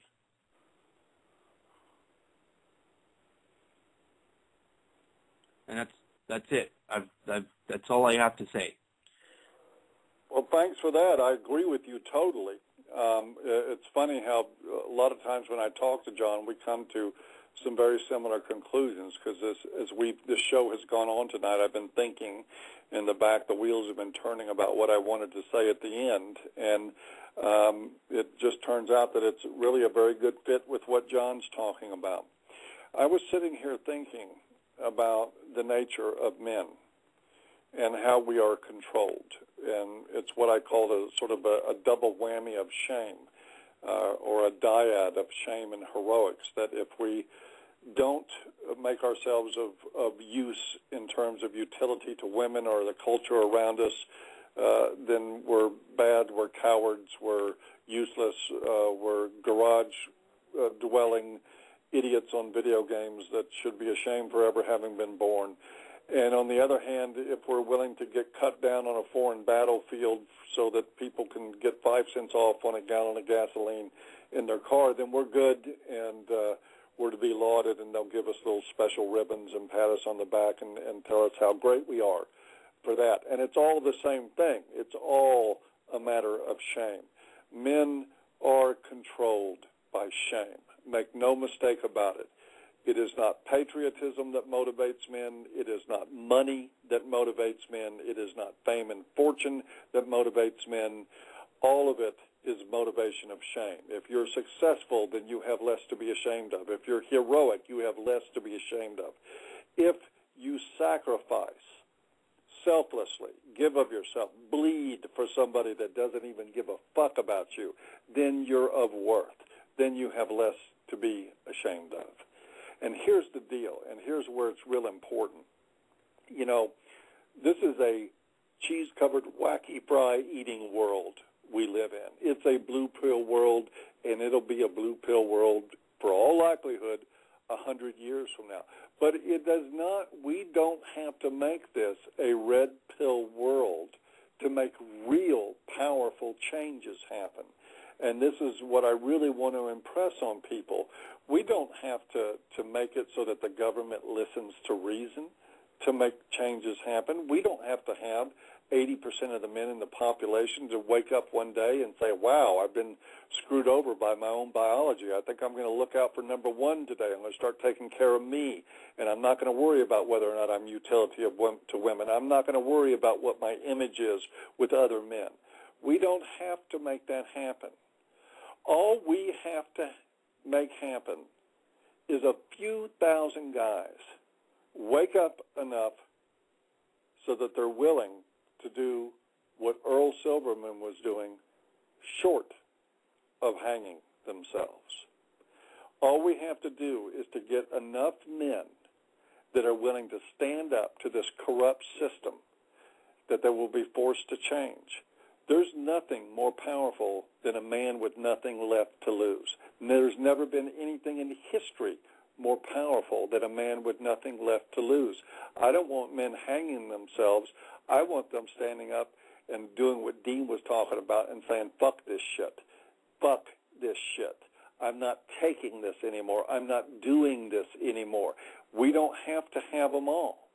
But we have to have enough men and women that are willing to quit fucking arguing on Facebook, that are willing to quit coming into the comment section of A Voice for Men or other men's rights websites and say, oh, man, I was just sitting here on my ass in my armchair thinking about how y'all do things, and let me tell you how I'd do it if I was in charge.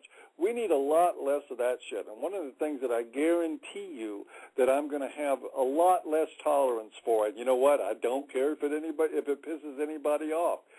The armchair quarterbacks on A Voice for Men are going to fucking go. We have a mission here.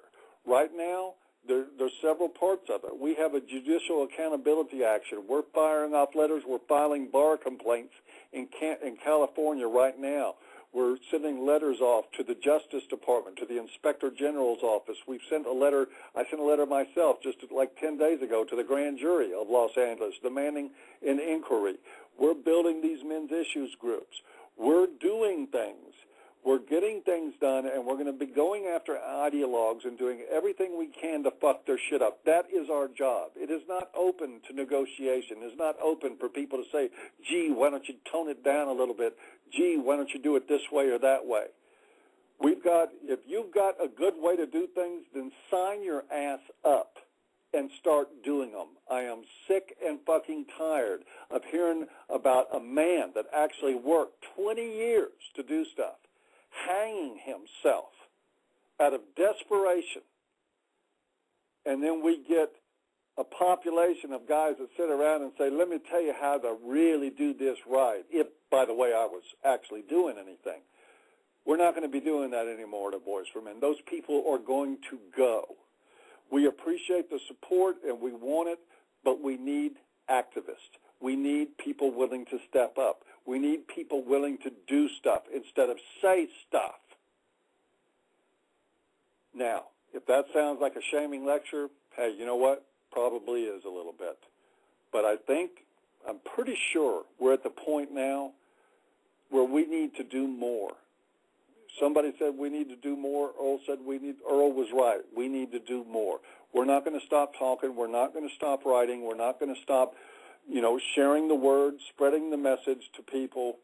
But what we're not going to do anymore is entertain feminists coming to the side with their little point of view about patriarchy and how we ought to consider that women are victims and blah, blah, fuck, whatever. We're not going to listen to that stuff anymore. I'm getting rid of feminists when we come in. I'm getting rid of armchair quarterbacks, too. If you have real, honest, constructive criticism and something to offer in the way of help, then by all means, please, we're desperate for you. We need you. We're in, and we'll have your back. We want you in there helping us get better, showing us your ways and ideas, but you better be prepared to work, because words with nothing behind it are not going to last very long at A Voice for Men anymore. Like I said, Dean was right. John is right. I don't want any more Earl Silvermans. I don't want anybody dying while a bunch of guys sit around in a fucking circle jerk talking about the way things ought to be. I don't want that anymore. And I know that this is probably upsetting some people. And you know what? If you're upset, I'm really sorry. But that's the way it's going to be. We're going into full activism mode. We will build these men's issue centers, and they will fuck shit up across the Western world. I guarantee you, within 2 years, we'll have a number of them launched. There's going to be all kinds of demonstrations, all kinds of craziness. You know what? But they will be in there, in those schools, talking about male suicide. They will be forcing curriculum that has to address it. They will be the people that move out of school at the end of it and move into public policy, just like the feminists did, and then we'll start seeing changes there as well. But we have got to get off of this mouth routine and start getting into more action. So if I piss somebody off, I'm sorry. I hope I've inspired at least a few good men and women to think about maybe it's time I stepped up and offered to do some work. Maybe I could give an hour a week, 2 hours a week, 5 hours a week to dedicating, and I'm not talking about your money, I'm talking about your work. Will you come to the wiki and help us do data entry? Will you start helping us gather information from colleges about what their standards are for developing groups on those campuses? Because we need them. We need them, folks. We need information from colleges all across the country. We will need people to gather this information to help us collate it, put it together, because we're going to have it on a website so that we can coach and mentor these young students in developing men's issues centers. Will you help Christina Hansen? Will you help the MRA group from Montreal carry on Silverman's dream? If you'll help, if you'll do all that stuff, man, we love you. We want you in here, male, female, gay, straight, black, white, I don't care. We really, really want you in there. But if you just want to tell us the way we ought to do things, you can go fuck yourself. I am tired of this myself. I am through with this stuff, and I'm tired of seeing people walk up to courthouses and burn themselves to death and seeing good men hang themselves. And at the same time, we got a bunch of talkers. There's no more room for talkers, and there's no more room for feminists. There's no more room for tradcons. There's no more room for that. We're going to run a little bit narrower ship from now on, and it's going to be evident immediately on the site. With that, I want to thank everybody that called in. I want to thank you for your patience in waiting to talk. I want to thank especially the friends of Earl Silverman, and I want to thank you, Earl, for doing what you did for people that didn't appreciate it. We're not going to let your name just be forgotten. It's going to be remembered long, and we're going to do a lot to try to carry on your dream. And with that, I'm going to wish everybody a good night.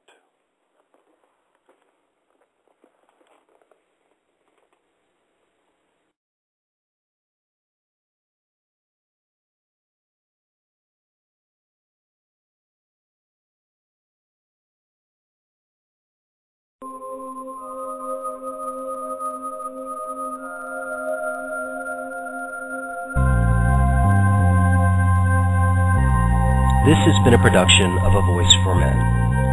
Lucien Dahlson and his guests thank you for listening to The Voice of Europe. We would also like to thank the artists, Depper Matera, whom we recommend looking for on the internet, In Besna, a personal project of Cosmin Duduk, the leader of the band Ashena, and the DDG Project for offering us their songs to use. Special thanks go to www.pacdv.com/sounds for putting the sounds of the jingles at our disposal. Thanks again for listening to us, and have a great evening.